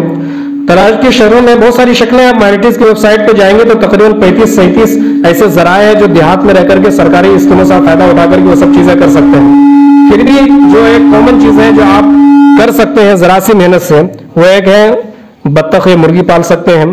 اس سلسلے میں ایک مجیب الرحمان صاحب کو انجینئر ہے، انہوں نے ایک ویڈیو بھیجا تھا، میں نے دیکھا تھا، تو اسے آئیڈیل بنانے کی ضرورت ہے. اس سلسلے میں مزید معلومات بعد میں دی جا سکتی ہے. اسی طریقے سے آپ دیسی انڈے کی بزنس کر سکتے ہیں، بکری پالن کا آپ بزنس کر سکتے ہیں، کھیت میں نئے تجربات کر سکتے ہیں. ہم لوگ کیا کرتے ہیں، اگر باپ ہمارے دھان اگا رہے ہیں تو ہم دھان ہی اگاتے ہیں، نئے تجربات کے لیے تیاری نہیں ہوتے ہیں. کہیں کہیں پر دیکھ رہا ہوں کہ لوگ اپنے کھیتی میں تالاب کروا رہے ہیں, اپنے کھیتوں میں باغات لگوا رہے ہیں. تو یہ اچھا تجربہ ہے, تجربہ کر کے دیکھنا چاہیے. اس طریقے سے کوئی اور چیز اگر ہم کھیتی میں نیا انقلاب کر دیں تو ہمارے حالات بدل سکتے ہیں. بدرالدین اجمل صاحب کا آپ لوگوں نے نام سنا ہوگا, جو UDIF کے صدر ہیں آسام میں. تو ان کے والد صاحب جو اجمل صاحب تھے وہ بھی کھیتی کرتے تھے. تو انہوں نے یہ تجربہ کیا کہ جب ہم دھان چاول اگجاتے ہی ہے تو کیوں ہم دوسری چیز اگجائے. تو انہوں نے جو ہے وہ جو مہنگا آتا ہے, کیا بولتے ہیں اس کو, نہیں جنگل نہیں, چندن, ہاں چندن. تو چندن کی لکڑی کی کھیتی شروع کی. اور ابھی جو ان کے لڑکے ہیں ان لڑکوں کے 22 ملکوں میں بزنس ہے. تو باپ نے دھان کی کھیتی سے چندن کی کھیتی شروع کی اور بیٹا آتے آتے 22 ملکوں کا ٹاپ موسٹ تاجر بن گیا. تو نئے تجربات کریں گے تبھی ہوگا. یہ کہیں گے کوئی نہیں کرتا ہم کیوں کریں, تو اس سے کوئی فائدہ ہونے والا نہیں ہے. پانچواں ہے شجرکاری کر سکتے ہیں. نئے نئے درخت آتے ہیں, درخت کی بڑی قلت ہوتی ہے وہ لگا سکتے ہیں. مچھلی پالن کا ہے, جیوک کھاد کا ہے. جیوک کھاد میں چھوٹے جو ویسٹ ہم لوگ کر دیتے ہیں, جیسے کوئی جانور مر جاتا ہے ہم لوگ پھینک دیتے ہیں, اس کو زمین میں دفن کیجئے, 6 مہینے کے بعد ان کو نکالیے, شاندار کھاد بنتا ہے. جو یوریا وغیرہ خریدتے ہیں اس سے زیادہ پاور رہتا ہے. دستکاری ہمارے یہاں بہت لوگوں کو آتی ہے گھروں میں. عورتیں سوٹر بننا جانتی ہیں, ڈلیا بننا جانتی ہیں. اس طریقے سے چھوٹی چھوٹی چیزوں پر آپ سوچیں گے تو بہت سارے کر سکتے ہیں. 8ویں چیز ہے موسمی فصل کی خرید و فروخت کر سکتے ہیں. دھان کا موسم ہے, دھان خریدنا فروخنا شروع کر دیا. اس سے آپ اگر آپ کے پاس 2-3 بیگھہ ہے تو اس سے زیادہ آپ اس میں کمائی کر سکتے ہیں. دودھ کا کاروبار کر سکتے ہیں. اب یہ سوال کریں گے پیسے کے کیسے انتظام ہوگا. تو پیسے کا انتظام کرنا بھی کوئی مشکل نہیں ہے, اس کے بھی بہت سارے طریقے ہیں. ایک طریقہ یہ ہے کہ آپ شراکت کی بنیاد پر آپ یہ کر سکتے ہیں. آپ ایک گروپ بنائیں اور گروپ میں سب لوگ یہ طے کریں کہ ہم لوگ بھائی 100 روپئے اس میں جمع کریں گے اور روزانہ یا منتھلی جو بھی جمع کریں گے اس کے بعد ایک پوائنٹ پر اتنا پیسے جمع ہو جائے گا تو اس کے بعد ہم اس کا یہ بزنس کریں گے. تو شراکت کی بنیاد پر آپ پیسے جمع کریں گے تو آپ کے پاس پیسے کی کمی نہیں رہے گی. فنڈنگ آپ آپس میں کر سکتے ہیں کہ کوئی بھی آفدہ یا کوئی بھی ایسی مصیبت آئے یا کسی کو ہم کو کوئی ضرورت پڑے گی تو اس ضرورت کے لیے ہم ایک فنڈ قائم کر لیں اور اس فنڈ کو باہمی اشتراک کے ساتھ چلائیں. تفصیلات اس میں لکھی ہوئی ہیں. ایک شکل ہے کہ ہم بزنس ایسوسیشن قائم کر سکتے ہیں. بزنس ایسوسیشن کا ایک طریقہ یہ ہو سکتا ہے کہ جیسے جو جہاں پر بزنس کرتے ہیں جس گاؤں میں سب گاؤں کے بزنس مین ایک جگہ جمع ہو جائے اور وہاں پر یہ طے کر لیں کہ ہم لوگ اپنے منافع کے اعتبار سے روزانہ 10 روپے 100 روپے جو بھی ہو سکتا ہے وہ جمع کریں گے. اور جمع کرنے کے بعد کسی ایک کو یا جو چھوٹے کاروباری ہے اگر وہ اس میں قرض مانگتا ہے تو اس کو 1 مہینے کے لیے 2 مہینے کے لیے اور جتنا جمع کیا وہ جمع کرنے کے ویلیو کے اعتبار سے ہم ان کو قرض دیں گے. تو اس طریقے سے کریں گے تو چھوٹے کاروباریوں کو اٹھنے کا موقع ملے گا. اس کے علاوہ ایک پہلے سے ایک کمیٹی ہے جس کا نام اس میں دیا گیا ہے جہازی حلف کمیٹی. یہ 3-4 سال سے چل رہا ہے جو باہمی قرض ہی فراہم کرنے کے لیے بنایا گیا ہے. تو اس کے تجربہ سے آپ فائدہ اٹھا سکتے ہیں. تفصیلات ان کے ذمہ داروں سے پوچھ سکتے ہیں. اگر یہ تمام چیزیں آپ کے پاس نہیں ہیں تو بینک لون کا بھی ایک سسٹم ہے. آپ اپنے کاروبار کے لیے بینک لون لے سکتے ہیں, مکان کے نام پر بینک لون لے سکتے ہیں. لیکن چونکہ بینک لون سودی کاروبار ہوتا ہے اس لیے ذاتی طور پر یہ مشورہ دوں گا کہ بینک لون دین سے کام نہ کیا جائے. اسی طریقے سے ہمارے آس پاس جو منجمد اثاثے ہیں ان منجمد اثاثے کو بھی آپ رواں اثاثے میں تبدیل کر سکتے ہیں. اس کی شکل کیا ہوگی؟ مثال کے طور پر ہمارے ایک زمین ہے جو سڑک کے کٹا ہے 2 بیگھہ ہے اور ہمارا گھر جرجر ہے. اگر اس زمین کے کنارے کی کھیتی کے 2 بیگھہ جو ہماری ضرورت سے بھی زائد ہے کچھ بھی بنائیں گے اس کی ضرورت سے زائد ہے اور اس کو ہم بیچتے ہیں تو 10 لاکھ روپے کٹھا بکتا ہے. تو گھروں میں ہم تو ایسا دکھا رہے ہیں کہ ہمیں چھت ڈالنے کے لیے پیسے نہیں ہے, لیکن سڑک کے کنارے اتنی مالیت کی زمین ہمارے پاس موجود ہے کہ اگر کوئی 1 کٹھا بھی بیچ دیں گے تو ہماری بہت ساری حالت بدل سکتی ہے. تو مان لیں ہمارے پاس گھر نہیں ہے لیکن ایک سڑک کنارے 2 بیگھہ زمین ہے, 2 کٹھا کی بات کرتا ہوں, 2 بیگھہ مان لو زمین ہے. اسی طریقے جو بھی جس کی ضرورت سے زائد ہے اگر ان کو بیچ کر کے آپ 10 لاکھ ہاتھ میں لیتے ہیں اور 10 لاکھ میں سے آپ 7 لاکھ 5 لاکھ جو بھی جس اعتبار سے کیپیسٹی اس اعتبار سے بزنس انویسٹ کرتے ہیں تو کچھ سالوں کے اندر آپ اس سے زیادہ نفع ریٹرن لے سکتے ہیں اس سے. اور بھی بہت ساری چیزیں ہیں, وقت ہمارا ختم ہو رہا ہے. آخر میں یہ بات یہ کہنا چاہیں گے کہ آپ لوگ یہ سن رہے ہوں گے تو لگ رہا ہوگا کہ یہ سب شیخ چلی والے ہیں, یہ سب چھوٹی چھوٹی چیزیں کیا پیش کی جا رہی ہیں, اس سے کیا ہوتا ہے. اور یہی سوچ کر کے ہماری حالت یہ ہو گئی ہے کہ ہمارے نوجوان ہر وقت بے روزگار گھومتے رہتے ہیں اور سڑکوں میں کسی گلی میں چلے جائیے ہر جگہ آپ کو بے روزگار نوجوان ملیں گے. ایک واقعہ ہے کہ حضرت عمر رضی اللہ تعالیٰ نے جب یمن گئے اور یمن کے نوجوانوں کو دیکھا کہ نوجوان ہو کر کے کوئی کام نہیں کر رہے ہیں, بے روزگار پڑے ہیں, تو پوچھا کہ تم لوگ کون لوگ ہو؟ تو انہوں نے جواب دیا کہ ہم لوگ متوکلون ہیں, اللہ پر توکل اتنا ہے, اللہ تعالیٰ کھلا پلا دیتا ہے تو ہم کام کر کے کیا کریں گے. تو حضرت عمر رضی اللہ تعالیٰ عنہ نے تاریخی جواب دیا کہ تم لوگ متوکل نہیں ہو, تم لوگ متعقل ہو. तुम लोग सिर्फ खाओ पियो हो, हराम खोर हो, तुम लोग काम करते नहीं हो, गार्जियन को परेशान करते हो, कमाई के ला के देते नहीं हो, और तुम्हारा घर बड़ी मुश्किल से चलता है। तो बहरहाल जितने भी नौजवान हैं उनको अपना वक्त ज़ाय नहीं करना चाहिए और उनको किसी न किसी तरीके से इन चीज़ों से जुड़ना चाहिए। तो ये सब तजावीज़, ये सब शक्लें ऐसी लग रही हैं कि जैसे होने वाला नहीं है, लेकिन जब आप करेंगे और ज़िंदगी में रिस्क लेना सीखेंगे तो आपका काम ज़रूर होगा। क्यों? इसलिए कि उसूल फितरत है, अगर हौसले बुलंद हों और कामिल हो शौक़ भी, वो काम कौन सा है जो इंसान ना कर सके? तो आप इंसान हैं, आपके हौसले बुलंद हैं, आप ये मानिए कि हम ये कर सकते हैं, आप ये यकीन मानिए कि हमारे बस से कोई काम बाहर नहीं है। तो जिस दिन आप ठान लेंगे और जिस दिन आप अज़्म बिल जज़्म कर लेंगे तो फिर ये हो ही नहीं सकता कि वो काम आपके दस्तरस से बाहर हो। तो ये हमारे मकाले कुर्बान था। इसलिए जमीयत उलमा ब्लॉक बसंत राय आपसे गुजारिश करती है कि आप लोग अपने वक्त को ज़ाय ना करें, मुल्क के हालात को देखते हुए, और आगे जो माशी भयानक हालात आ रहे हैं उन हालात से निपटने के लिए हम ज़रूरी है कि कुछ अपने लिए लाहे अमल तय कर लें। और बेहतरीन मशवरा ये है कि हम सब लोग तिजारत से जुड़ जाएं। तो जुड़ेंगे भाई? इस तरीके से और भी जो रहनुमाई की आप चाहते हैं तो रहनुमाई के लिए हमारे पास एक्सपर्ट मौजूद हैं, हम लोग भी उन्हीं लोगों से सीखते हैं जो आप लोगों तक पहुंचाते हैं। तो इस तरीके से कोई चीज़ भी आपको चाहिए तो आप इन उलमा से रब्ता रखिए, जमीयत उलमा से आप रब्ते में रहिए। इंशाअल्लाह इस सिलसिले में जो कुछ भी हो सकता है वो आपके लिए किया जाएगा, और हम सब मिल करके अगर इस इलाके को तरक्की का हब बनाएंगे तो फिर हमें तरक्की से कोई रोक नहीं सकता। वक्त ख़त्म हो गया, मकाले गए। कोई सवाल पेश करना चाहते हैं तो सवाल पेश कर सकते हैं, और अगर नहीं है तो फिर अगले मरहले की तरफ बढ़ेंगे। इस पर कोई सवाल करना चाहते हैं? रोजगार से जुड़ने के लिए उसके पास से पहले पूंजी होनी चाहिए, सरमाए की जरूरत है। कोई भी रोजगार करे तो उसके लिए पूंजी की जरूरत है। वो पूंजी कहाँ से उपलब्ध होगा?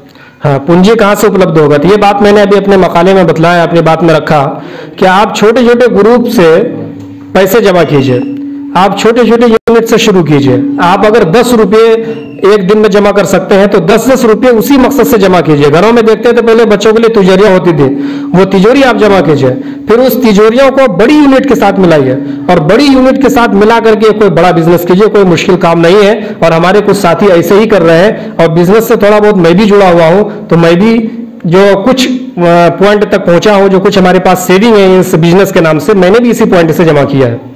आगे कोई? उस बिजनेस से आप कैसे जुड़े? कैसे जुड़े या किस किस्म के बिजनेस से जुड़े, क्या कहना चाहते? आप जुड़े कैसे बिना पैसे? उसमें आपको बिना पैसे के मैं इस तरीके से जुड़ा कि हमने ये तय किया कि हमको अपनी कमाई में से 500 रुपये महीना जमा करना है, और जब एक मुद्दत भी मिकदार हो गया, सबसे पहले मैंने 10,000 से शुरू किया था। 10,000 रुपये जब इस तरीके से हमारे जमा हुए कई साल के बाद, तो मैंने अपने एक साथी को दिया और उन्होंने बिजनेस में लगाया, फिर वो हमें नफ़ा रिटर्न देते थे, वो नफ़ा मैं उसी में सेविंग करता रहता था। आज उस नफ़े की मालियत हमारे पास 1 लाख रुपए की है। और तिजारत पे हम बहुत लोग करते हैं, कर भी रहे हैं, मगर वो उधार खाने वालों की तादाद इतनी ज़्यादा है, वो तो ये जड़ समेत खा रहे हैं। देखिए, इसमें इस्लामी तालीमात का सहारा लिया जा सकता है। इस्लाम की तालीमात यह है कि आपके ऊपर जिसका हक वाजिब है आप उसके हक को अदा कीजिए। अगर आप हक अदा नहीं करते हैं, आप किसी का राशन खा लेते हैं और नहीं देते हैं, तो सब खाना आपका हराम हो जाता है, और जब हराम खाएंगे, हराम पिएंगे, तो आखिरत में आपका क्या अंजाम होने वाला है वो आप जानते हैं। तो पूरे समाज की मेंटलिटी को बदलने की ज़रूरत है। यहाँ से हम ये आज़्म करके जाएंगे कि हमें बदलना है, और समाज में जो ये फिक्र रची बसी है कि किसी को बर्बाद करके दम लेंगे, इसको बिल्कुल बदल देंगे और अपोजिट में चले जाएंगे कि अब किसी को आबाद करके दम लेंगे।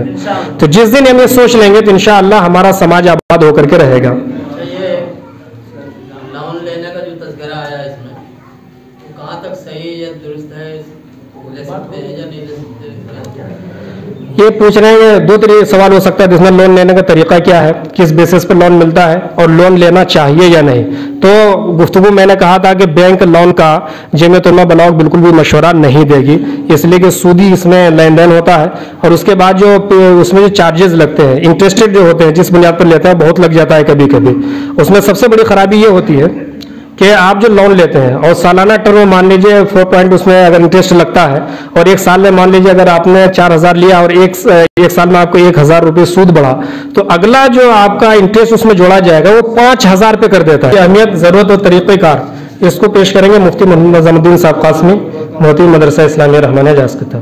دیکھیے ہم لوگ مسلمان قوم ہیں اور مسلمان قوم اگر آپ تاریخ پڑھیں گے تو ہمیں یہی ملتا ہے کہ یہ وہ قوم ہے جو سر کٹانا تو جانتی ہے، سر جھکانا نہیں جانتی. اسی طریقے سے آقا کی زندگی کو دیکھیں، صحابہ کو دیکھیں، ہندوستان کے اندر علماء کرام کی قربانی کو دیکھیں. انہوں نے نہ تو کبھی دھوپ کو دیکھا، نہ کبھی بارش کو دیکھا، نہ کبھی طوفان کو دیکھا. ہر چیز کی قربانی دے کر کے انہوں نے آگے بڑھے، تب جا کر کے ہمارے پاس یہ ملک آیا، تب جا کر کے ہم سر پر ٹوپی رکھے ہوئے ہیں. یہ کہہ کر کے میں درخواست کروں گا، مانا کہ گرمی بہت ہے. ابھی اس سے پہلے ہم لوگ بھی جب چل رہے تھے بارش بھی ہو رہی تھی، لیکن ہماری پوری ٹیم جا رہی تھی آپ کی بستی میں. گرمی بھی برداشت کر رہے تھے لیکن آپ کی بستی میں ہم آ رہے تھے. مانا کہ گرمی بہت ہے. یہ ایک درخواست ہے کہ کچھ دیر تک کے لیے اور بھی آپ گرمی کو برداشت کر لیں. ذرا سا انتظام میں مانا کی کمی ہے، ہمارے پاس اس طریقے سے وسائل نہیں تھے. انشاءاللہ آئندہ سے ہم اس طریقے سے انتظام کریں گے کہ آپ کو پریشانی اور دشواری نہ ہو. اسی کے ساتھ میں یہ کہ جو بھی مقالے یہاں پر پڑھے جا رہے ہیں، جو باتیں کہی جا رہی ہے، مقالے کی شکل میں آپ کے فائل میں موجود ہے. ہو سکتا ہے کہ سب کے فائل میں موجود نہ ہو. اب رات بھر ہم لوگ اس انتظار میں جگے رہے کہ لائٹ آئے گی تو ہم مقالے نکالیں گے پرنٹ کی شکل میں، لیکن رات بھر ہمارے ہاں لائٹ نہیں آئی تو مقالے اتنے نہیں نکل سکے، اس لیے سب تک نہیں پہنچ سکے. بہرکیف تو درخواست ہے کہ ہم لوگ اس گرمی کی قربانی دیں گے انشاءاللہ. اگر آپ قربانی دیں گے تو میں اس مسجد کے اندر خدا کو حاضر ناظر سمجھ کر کے یہ کہتا ہوں کہ اس ٹیم کا جو منشا اور مقصد ہے آپ کی اس گرمی کی قربانی سے انشاءاللہ کامیاب ہو جائے گی. تو آپ قربانی دیں، ذرا سا صبر کریں، انشاءاللہ اچھا پھل ملے گا. برکیف ہمارا عنوان ہے مقامی لیڈرشپ کی اہمیت، ضرورت اور طریقہ کار. تو دیکھیے اگر مقامی لیڈرشپ کی اہمیت شریعت کی نگاہ میں دیکھیں تو پتہ یہ چلتا ہے. میں ایک واقعے کی طرف اشارہ کروں گا کہ جس وقت ہمارے آخری نبی جناب محمد رسول اللہ صلی اللہ علیہ وسلم اس دنیا سے رخصت ہو چکے تھے، ہو رہے تھے نہیں، رخصت ہو چکے تھے. آپ کا جسم اطہر حضرت عائشہ کے حجرے میں موجود تھا. ہمارے گھر کے اندر کوئی اگر مر جاتا ہے تو ہم کرتے یہ کہ فوراً گوتیا کی میٹنگ کرتے ہیں اور یہ مشورہ کرتے ہیں کہ مٹی کب دینی ہے، کفن دفن کا کام کب کرنا ہے. لیکن جب آقا کا انتقال ہوا تو صحابہ کرام نے یہ نہیں دیکھا کہ مٹی کب دینے ہیں، یہ نہیں دیکھا کہ کفن دفن کا معاملہ کب کرنا ہے، بلکہ ایک عمارت ہے سقیفہ بنی ساعدہ، وہاں پر صحابہ کرام جمع ہوئے اور مشورہ کر رہے تھے.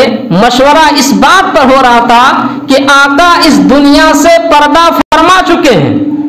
ہم سب کا لیڈر، ہم سب کا قائد، ہم سب کے رہبر جناب محمد رسول اللہ صلی اللہ علیہ وسلم کی ذات اقدس تھی، وہ جا چکی ہے. اب ان کے بعد ہمارا قائد کون ہوگا، ہمارا لیڈر کون ہوگا، ہمارا رہبر کون ہوگا. کفن کو دفن کو مٹی کو چھوڑ کر کے ایک عمارت میں کھڑے ہو جاتے ہیں، وہاں جمع ہو جاتے ہیں اور مشورہ ہوتا ہے. مختلف لوگوں کے نام آتے ہیں جن میں سے ایک نام حضرت ابوبکر صدیق رضی اللہ تعالی عنہ کا بھی آتا ہے.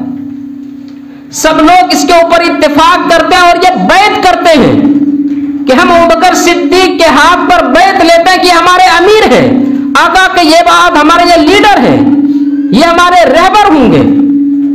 جب وہ بیعت لے لیتے ہیں، لیڈر بن جاتے ہیں، امیر بن جاتے ہیں، تب جا کر کے کفن دفن کا معاملہ بعد میں ہوتا ہے. تو اس واقعے کو سنانے کا مقصد یہ ہے کہ اس سے یہ اندازہ لگائیں کہ مقامی طور پر لیڈر کی اہمیت اور ضرورت کتنی ہے. آپ اس ضرورت کو سمجھیں. آج ہمارے پاس کوئی لیڈر نہیں ہے، کوئی رہبر نہیں، کوئی قائد نہیں ہے، اور صحابہ کرام نے ایک پل بھی قائد کے بغیر اپنی زندگی کو گزارنا مناسب نہیں سمجھا. اس وجہ سے ہم سب کی یہ ذمہ داری بنتی ہے کہ ہم لوگ بھی اپنا قائد اور لیڈر متعین کریں. اسی طریقے سے اگر ضرورت کی بات کریں تو زمانہ تیزی کے ساتھ ترقی کی طرف مائل ہے.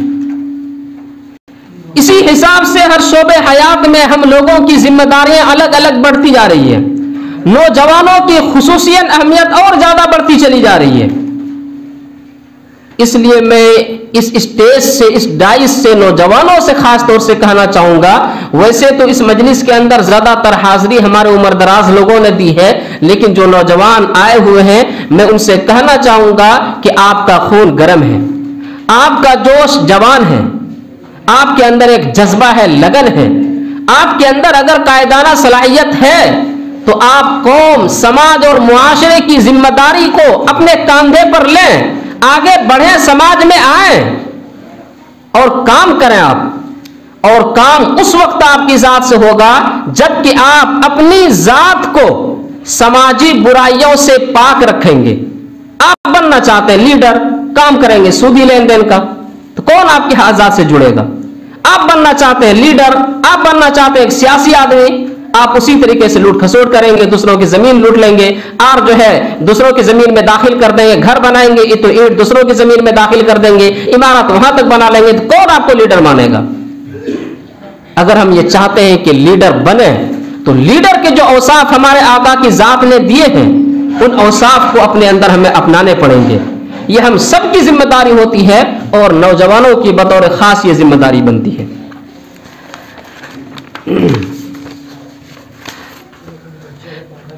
پنکھا لے جرا سا دوچا. لیڈر کے حوالے سے ایک شعر ہے, یہ بز میں ہے یا کوتا دستی میں ہے محرومی, یہ بز میں ہے یا کوتا دستی میں ہے محرومی, جو بڑھ کر خود اٹھا لے ہاتھ میں مینا اسی کا ہے. یعنی لیڈر بنائے نہیں جاتے, بلکہ اگر آپ کے اندر صلاحیت ہے, یہ ایک دنیا ہے, ایک شراب خانہ ہے, یہ رنگ برنگ سجے ایک دنیا ہے. اگر آپ یہ چاہتے ہیں کہ لیڈر بنے جو بڑھ کر خود اٹھا لے ہاتھ میں مینا اسی کا ہے, جو شراب کے بوتل کو گلاس کو اپنے ہاتھ میں اٹھا لے گا گویا کہ شراب اسی کا ہے. اگر آپ یہ چاہتے ہیں کہ لیڈر بنے تو سماجی قربانی دینے کا مزاج بنائیں. آج ہم سماج کے نام پر اگر قربانی مانگتے ہیں, جیسے ہم نے یہاں آنے کے لیے کہا سماج کے لیے تو نہیں آئے, اب بنیں گے لیڈر کو میں جا کر کے ہم لیڈر ہیں. ہم کل کو کہیں گے آپ کو سماج کے لیے کچھ قربانی دینی ہے تو 10 روپے جمع نہیں کر سکتے, اور کہیں گے ہم سماج میں لیڈر بننا چاہتے ہیں, تو لیڈر ایسے نہیں بنے جاتے. اگر آپ لیڈر بننا چاہتے ہیں, سماج میں کام کرنا چاہتے ہیں, تو آپ کو گھر سے بھی قربانی دینی پڑے گی, آپ کو اپنے وقت کی قربانی دینی پڑے گی, تب جا کر کے آپ کو سماج کے لوگ قبول کریں گے, تب جا کر کے آپ کو سماج کے لوگ مانیں گے. اس سے پہلے آپ کو تسلیم نہیں کریں گے. یہ تو کچھ باتیں آ گئی لیڈر کے حوالے سے جو اپنے آپ کو لیڈر بنانا چاہتے ہیں, ان کو چاہیے کہ اپنی تمام قسم کی سماجی برائیوں سے دور رکھے. اسی طریقے سے لیڈر کے تئیں اگر عوام کی ذمہ داری کے حوالے سے دیکھیں, اگر ہم یہ چاہتے ہیں کہ ہمارا یہ معاشرہ اور ہمارا یہ سماج ترقی کرے, ہم لوگ کامیاب سے ہمکنار ہوں, تو یہ ہماری ذمہ داری بنتی ہے کہ اپنے اندر ماننے کی صفت پیدا کریں. آج ہمارے اندر ماننے کی صفت نہیں بلکہ صرف منوانے کی صفت ہے. ہر دھرمی کی طرح جائیں گے, کوئی بھی بات دیکھ لو بس ہماری بات چلنی چاہیے اور کسی کی بات نہیں چلنی چاہیے. اگر آپ یہ چاہتے ہیں کہ آپ کی بات مانی جائے, پہلے اپنے اندر وہ کوالٹی پیدا کریں, پہلے اپنے اندر وہ صفت پیدا کریں, اپنی اوقات بنائیں, تب جا کر کے عوام خود بخود تسلیم کرے گی آپ کو. چونکہ صحابہ کرام کی کامیابی کا راز یہی تھا کہ انہوں نے نہ صرف آقا کی ذات کو لیڈر مانا تھا بلکہ آقا کی ہر بات کو حرز جاں بنایا تھا, یعنی ہر بات پر عمل کرتے تھے. تو جہاں لیڈر کی ذمہ داری ہے کہ اپنے آپ کو صحیح رکھے, وہی یہ عوام کی ذمہ داری ہے کہ لیڈر کی بات کو حرز جاں بنانے کی فکر پیدا کرے. لیڈر کے حوالے سے ہم لوگ 2 باتیں کرتے ہیں. ایک بات تو یہ کہ ہمارا دینی لیڈر بھی ہونا چاہیے, سیاسی اور سماجی لیڈر بھی ہونا چاہیے. دینی لیڈر سے مراد یہ ہے کہ ہمارے پاس اگر چند علماء کرام موجود ہے تو ان تمام میں جو سنجیدہ ہو, جو اچھے ہو, جس کے اندر یہ صلاحیت ہو کہ عوام کو جوڑ سکے، جس کے اندر یہ صلاحیت ہو کہ صحیح مسئلے کی رہنمائی کر سکے، ان کو آپ لیڈر بنائیں، پہلی فرصت میں ان سے پوچھیں، اور اس عالم دین کی، اس مفتیان اعظام کی یہ ذمہ داری بنتی ہے کہ اپنے علاقے کے، اپنی بستی کے، اپنے محلے کے تمام علماء کرام سے مشورہ کرتے رہے، تمام لوگوں کو جوڑنے کی کوشش کرے، کوئی مسئلہ آئے تو مشورہ کر کے پھر بتانے کی فکر پیدا کرے، یہ نہیں کہ بس جیسے کہ اپنے محاورے بولتے بھچر بھچر کرے، اس سے لیڈر نہیں بنا جاتا ہے۔ تو ایک دینی لیڈر ہمارا ہونا چاہیے، اور ہماری یہ ذمہ داری بننی چاہیے کہ دینی مسئلے کو ہم انہی سے حل کریں، انہی سے پوچھیں۔ اسی طریقے سے ہمارے پاس سیاسی لیڈر بھی ہونا چاہیے۔ جب ہمارے پاس سیاسی لیڈر ہوں گے تو سیاسی لیڈر کے حوالے سے ہماری یہ ذمہ داری بنے کہ بہت ساری جو اسکیمیں ہوتی ہیں، جیسے کہ کچھ کا میں نام گناتا ہوں آپ کے پاس، جیسے کہ ہمارے پاس ہے جن میں سے کچھ اس طرح: پردھان منتری سینچائی یوجنا، گرامین بھنڈار، اسٹاک انشورنس، ہیلتھ اسکیم، مچھلی پالن، نئی روشنی، ٹریننگ سینٹر، سیکھو اور کمو، اندرا آواس، آنگن واڑی، پرائمری اسکول، پانی کا انتظام، اسٹریٹ لائٹ، گلی کی سڑک، نالی و صفائی۔ تو اس طریقے سے بے شمار اسکیمیں ہیں، نہ تو ہم عوام کو پتا ہے نہ ہمارے مکھیا کو پتا ہے۔ اگر مکھیا کو پتا ہے تو کوشش نہیں کریں گے۔ ایسے میں ہماری یہ ذمہ داری بنتی ہے کہ ہمارے لیے سماجی کوئی لیڈر ہو جو پڑھا لکھا ہو، باشعور طبقہ ہو، جانتا ہو، اسکیموں کے حوالے سے اپنے مکھیا سے بات کر سکے، اپنے ضلع پریشد سے بات کر سکے، اپنے ایم ایل اے سے بات کر سکے، اور لانے کی فکر پیدا کرے ہو۔ جب تک یہ نہیں ہوگا تو ہماری کامیابی نہیں ہو سکتی ہے۔ اسی وجہ سے جمعیت علماء بسندرہ آپ سے گزارش کرتی ہے کہ ان کہیں بھی باتوں کو عملی جامہ پہناتے ہوئے آپ مقامی لیڈر بنائیں۔ مقامی لیڈر کو منتخب کرنے کی مختلف شکلیں ہو سکتی، جیسے میں جہاز کتہ کو بھی نمونہ رکھوں گا۔ میں جہاز کتہ میں ہم نے کیا کیا ہے، یا ہم لوگوں نے کیا کیا ہے کہ ہر گوتیا میں سے 5 افراد کو چنا ہے، اور 5 میں سے ایک لیڈر کو بنایا۔ مثال کے طور پر ہماری بستی کے اندر 12 کھوٹ ہیں، تو گویا کہ ہر کھوٹ میں سے اگر ہم 5 فرد کو لیتے ہیں تو 12 پنچے 60 ہو جاتے ہیں، اور ہر 5 میں سے اگر ایک کو لیتے ہیں تو 12 افراد ہوتے ہیں، اور 12 میں سے اگر ہم کسی ایک کو منتخب کرتے ہیں تو ہمارے پاس ایک ہوتا ہے۔ اب اگر مجھے کوئی میسج دینے ہوئے اپنے اوپر سے آئے ہوئے میسج کو پیغام دے رہے ہیں مولانا شمیم احمد صاحب، موتی مدرسہ فخر الاسلام کوریانہ صاحب کو، کہ وہ آئیں اور نظم پیش کریں۔ جمعیت کا پرچم اٹھاتے رہیں گے، کہیے انشاءاللہ۔ جمعیت کا پرچم اٹھاتے رہیں گے، جمعیت کا پرچم اٹھاتے رہیں گے، محبت کا پودا لگاتے رہیں گے، محبت کا پودا لگاتے رہیں گے۔ پڑے گی ضرورت وطن کو کبھی گئے، پڑے گی ضرورت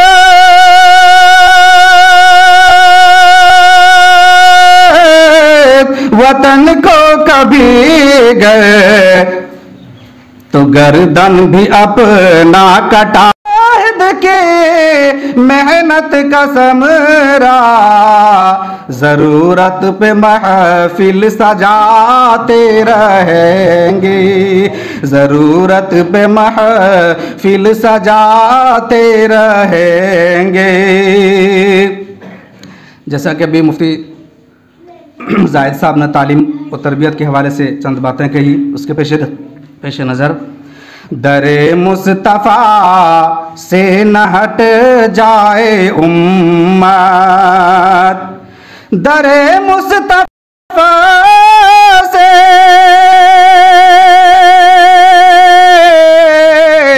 نہ ہٹ جائے امت، اسے راہ سنت دکھاتے رہیں گے، اسے راہ سنت دکھاتے رہیں گے۔ وفا پیار تقسیم کر کے جہاں میں، وفا پیار تقسیم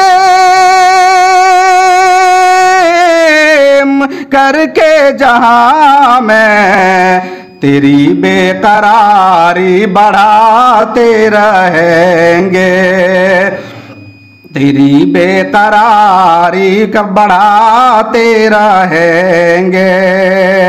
मेंबर साजी की बातें आई, मैं आप तमाम लोगों के हवाले से ये शेर मुलाज़ा फरमाएं। अगर देंगे मौलाना यासी इजाजत, अगर देंगे मौलाना यासी इजाजत, जमीयत का मेंबर बनाते रहेंगे, जमीयत का मेंबर बनाते रहेंगे। रहे बाकी मुफ्ती निज़ाम की नज़ामत, रहे बाकी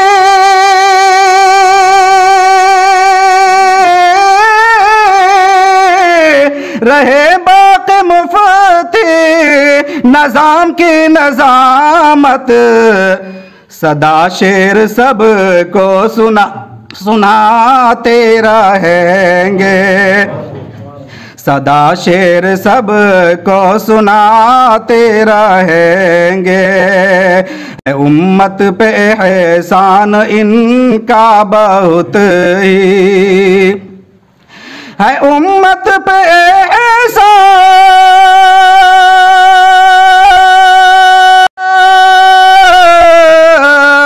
घर घर में एहसान, शमीम जाके सबको।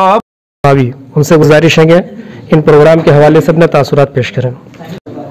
अल्हम्दुलिल्लाह हामिदों मुसल्ली मौलाना मोहम्मद सलीमुद्दीन कासिम बहापुर। मेरे मोहतरम बुज़ुर्गों और दोस्तों, मुअज़्ज़ज़ हाज़रीन, अभी आप लोगों ने तकरीबन 2 घंटे से इस जमीयत उलमा का ख़ासकर बसंत राय ब्लॉक के बारे में सारी बातों को सुन लिया। अमल से ज़िंदगी बनती है जन्नत भी जहन्नम भी, ये बंदा अपनी फितरत पे न नूरी है न नारी। मेरे मोहतरम, अमल करेंगे और इसको हर आदमी यहाँ से उठ के जाए कि इसको हम अपने गांव में जा कर के ये काम को अंजाम देंगे। और आज नहीं बल्कि जमीयत तो मौलाना असद मदनी और उससे हुसैन अहमद मदनी बहुत पहले से ये जमीयत चल रहा है, लेकिन उस वक्त कुछ पज़मुर्दा था और ऐसा हो गया था कि ख़ासकर अपने इस इलाके में बिल्कुल ठप पड़ा हुआ था। लेकिन हम यही कहेंगे, ये नौजवान जो इस मैदान में आए हैं और ये नौजवान की जो ख्वाहिशात है, इस एतबार से हम उम्मीद रखते हैं कि ये लोग आगे बढ़कर कदम बढ़ाएंगे और काम को अच्छे ढंग से अंजाम देंगे इंशाअल्लाह। मौलाना मोहम्मद इरफान साहब मज़ाहिरी झांसकता से दरख्वास्त करते हैं कि तशरीफ़ लाएँ। वालेकुम अल्हम्दुलिल्लाह वकफ़ा सलामुन अला इबादिहिल्लज़ीना इस्तफ़ा अम्मा बाद। मेरे मोहतरम बुज़ुर्गों, ये जमीयतुल उलमा बसंत राय ब्लॉक का यह मजलिस है जिसमें हम लोग जमा हुए हैं। ब्लॉक के सतह पर आप नज़र उठाएंगे तो जमीयतुल उलमा हो सकता है और कहीं हो, लेकिन अल्हम्दुलिल्लाह यहाँ कायम है। और अल्लाह का फजल है कि इस काम को ज़्यादातर संभालने वाले हमारे मुफ्तियान इज़ाम हैं, जो सबसे कौम के सबसे बड़े रहबर होते हैं। वो दर्जे कुज़ात पर भी फाइज हो सकते हैं, वो हर महकमे को संभाल सकते हैं, हर इस्तेदाद के मालिक होते हैं। तो अल्लाह का फजल है कि इस इलाके पर रहम करम किया है कि मुफ्तियान इज़ाम इस काम को संभाल रहे हैं। बावजूद एक उसको मदरसे की जिम्मेदारी है, उसके घर की भी जिम्मेदारी है। तो ये जमीयतुल उलमा हमारे बुजुर्गों की बनाई हुई जमात है, जिसके कारनामे आपने सुना है। इससे जुड़ना और जोड़ना, बड़ों से जुड़ना और उसके जुड़ के रहना, आम बनना और सद्दकना, यह हमारे सहाबा का सबक है। तो हम मान लेंगे, दिल से साथ देंगे। यही सहाबा का मिशन है, यही हमारे काबरीन की मिशन है। इंशाअल्लाह हम लोग भी कहेंगे कि जो कुछ कहा सही कहा, हम इसको मानेंगे और करेंगे इंशाअल्लाह। अल्लाह हमें करने की तौफीक अता फरमाए। जनाब हाफिज़ हारून साहब परसिया से गुजारिश है दुआएं। बिस्मिल्लाहिर्रहमानिर्रहीम। मोहतरम हजरात, मैं आपके सामने उलमाए किराम ने जो बातें रखी उस पर तासुर देने के लायक नहीं, लेकिन जब इन बुज़ुर्गों का हुक्म हुआ तो आपके सामने खड़ा होकर सिर्फ मैं इतनी सी बात कहकर अपनी बात को ख़त्म करूँगा। वो ये कि हमारे सामने बसंतराय ब्लॉक के जमात उलमा ने जो बातें रखी उस पर हम सब लोग एक होकर इत्तेहाद और इत्तेफाक से अमल करने का अहद करके यहाँ से उठें तो इंशाअल्लाह हम कामयाबी की मंजिल को पा सकते हैं। अल्लाह ताला हम सबको तौफीक दे। जनाब मास्टर मोहम्मद उस्मान गनी साहब से गुजारिश है कि तशरीफ़ लाएँ।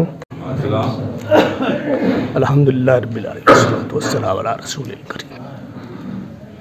ये जमीयत से सब लोग वाकिफ हो गए?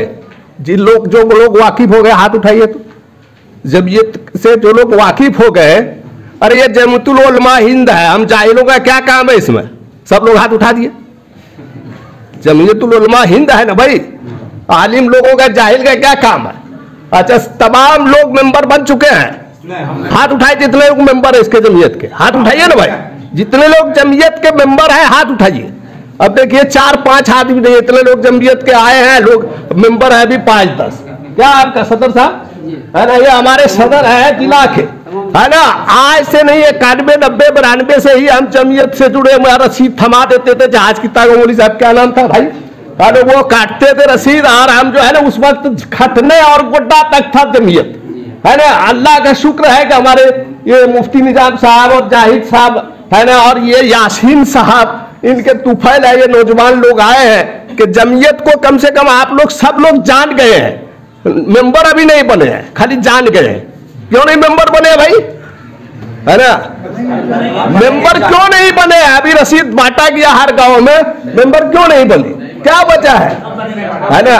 तंजीम मजबूत कैसे होता है? उनकी इक्तिसादी हालत सही होगी तो तंजीम मजबूत होगा ना भाई, है ना। तो आप कहते हैं मेंबर बन के हाथ उठाते हैं, आप मेंबर नहीं बनते हैं। दूसरी बात यह है कि ये जो अभी हमारे जाहिद साहब मौलाना हजरत और क्या कहते हैं ये यासीन साहब और मुफ्ती निजाम साहब ने आपको बताया, कई मौजू, सियासत का मौजू, माशियत का मौजू, इल्म, तरबियत और तालीम, क्या सब लोग समझ गए इसको? अरे जितने लोग समझे हाथ उठाइए। सियासत, माशियत, है ना, और तालीम और तरबियत सब लोग समझ गए, हाथ क्यों नहीं उठा रहे भाई? तो बेकार इतनी देर मेहनत हुई, इतनी देर में जब उसको समझिएगा ही नहीं, सियासत, माशियत, तरबियत, तालीम और तरबियत को भी नहीं समझिएगा तो उसको इस्लाह कैसे कीजिएगा? आप कहिएगा क्या कीजिएगा? हर गांव में के लेम्बो जितने लोग आए हैं वह आहद करके जाएंगे, इंशाअल्लाह जमीयत के लिए काम करेंगे, और जिन मौजू पर गुफ्तगू हुई उनके लिए हम कोशिश करेंगे, है ना। तो खाली चाय नाश्ता करके चले जाएंगे, बस ऐसी मीटिंग नहीं हुई।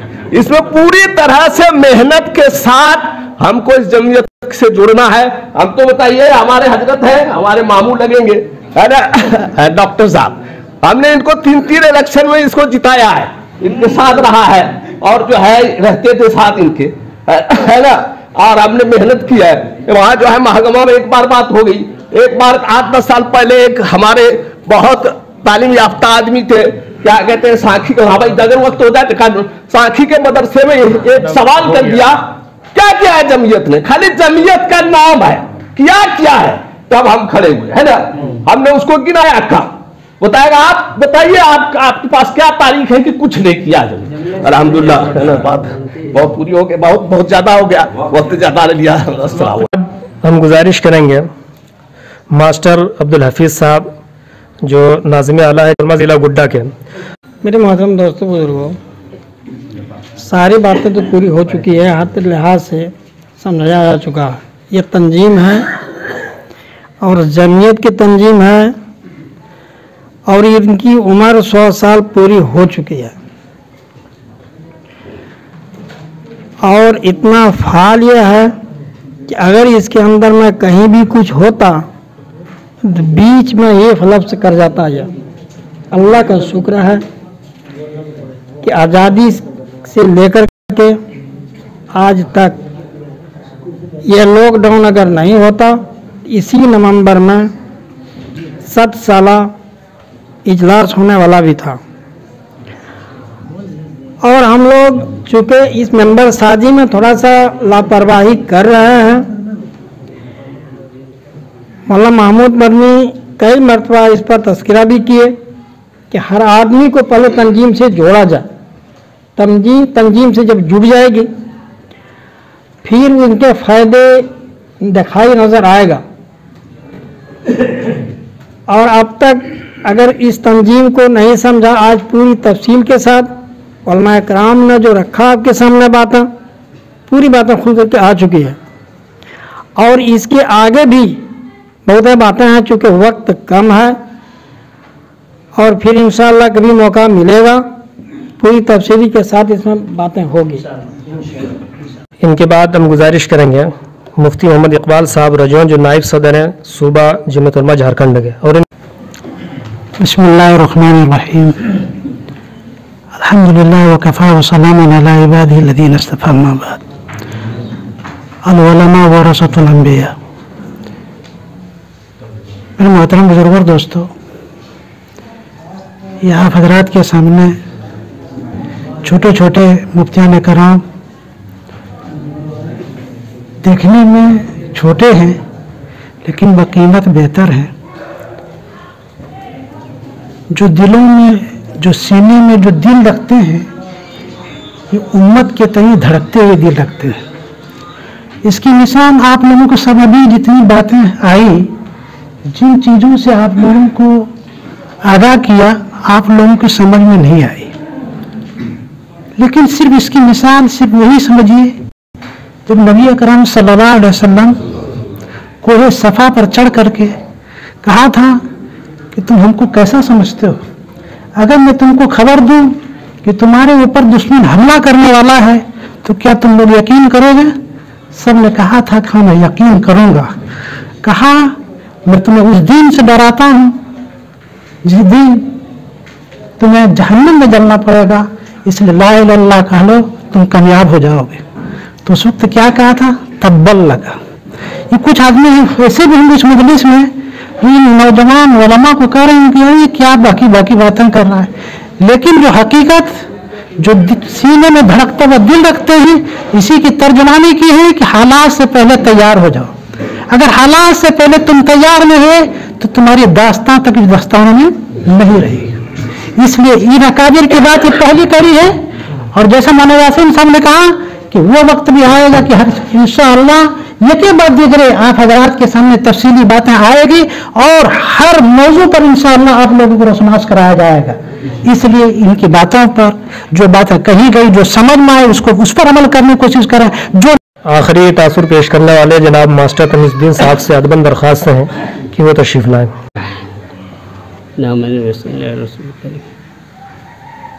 भाई, जब मैं सदर का इंतखाब जीत गया तो मालूम हुआ ये जमीयत हम लोगों को बिल्कुल नाशना कर रखा है, कई जानते ही नहीं थे। मौलाना कमर साहब थे, अल्लाह जन्नत रसीकी बेचारे को, वो ज़्यादा से ज़्यादा मौलाना असद मदनी को लाते थे यहाँ कहाँ चील मिल, गिरवा नदी का पार नहीं होने दिया कभी। हमने उससे कहा कि भाई कम से कम तुम हमको भी कम से कम रोशनास होने दो, ये झारखंड अलग हो गया है, कम से कम यहाँ भी कोशिश करो। कहा कि वहाँ टाइम नहीं है, टाइम नहीं। ज़बरदस्ती 2009 में हमने एक कॉन्फ्रेंस किया, क्या नाम था उसका? इस्लाह माशरा किया। मौलाना महमूद साहब जब खड़ा हो गए तकरीर के लिए तो उन्होंने बयान किया, कहा ये सब डॉक्टर साहब कहाँ से है? कहा ये सब मेरे इलाके का आदमी है, कहीं नहीं है, दूसरे के इलाके का नहीं है। उन्होंने ताज्जुब किया, राजू क्या इतना इतना मुसलमान हम लोग कभी आने नहीं दिया, यहाँ जानते भी नहीं हम लोग, ये सब सारे मुसलमान चुनाव हो गए। हम भाई आप छोटे से वक्त में क्या हम कहेंगे, इतने से कहेंगे कि जमीयत के हाथ में हाथ मिलाने की कोशिश कीजिए, इंशाअल्लाह कहिए कि हम जमीयत इंशाअल्लाह हमारी कामयाब होगी। और अमर बिल मारूफ नही मुनकर इसी में है, ये सुन लीजिए, अगर तहे दिल से आप तैयार हो गए तो अल्लाह की मदद मिल जाएगी और मुसलमान की फतह होगी, इस्लाम और मुसलमान के मौक़िफ़ बुलंद हो जाएगा। अल्हम्दुलिल्लाह, जज़ाकल्लाह। बिल्कुल वक्त पे अब सिर्फ कलिमात तशक्कुर दुआ के लिए और सिर्फ 2 मिनट के लिए तशरीफ लाएंगे मुफ्ती मोहम्मद सुफियान ज़फ़र साहब कासमी, जो सदर जमीयत उलमा ब्लॉक बसंतराय के। मुअज़्ज़ज़ उलमाए किराम, दानिशवरान मिल्लत इस्लामिया और सदर मजलिस, बात भी है इस सिलसिले में मैं ये बतलाना चाहूंगा कि जमीयत की कुर्बानी के ताल्लुक से और खिदमत के ताल्लुक से 2 शेर हाजिर करना चाहूंगा कि इस जमीन से पूछ, रोशन चरख के तारों से पूछ, इस जमीन से पूछ, रोशन चरख के तारों से पूछ, और मेरा हर किरदार तू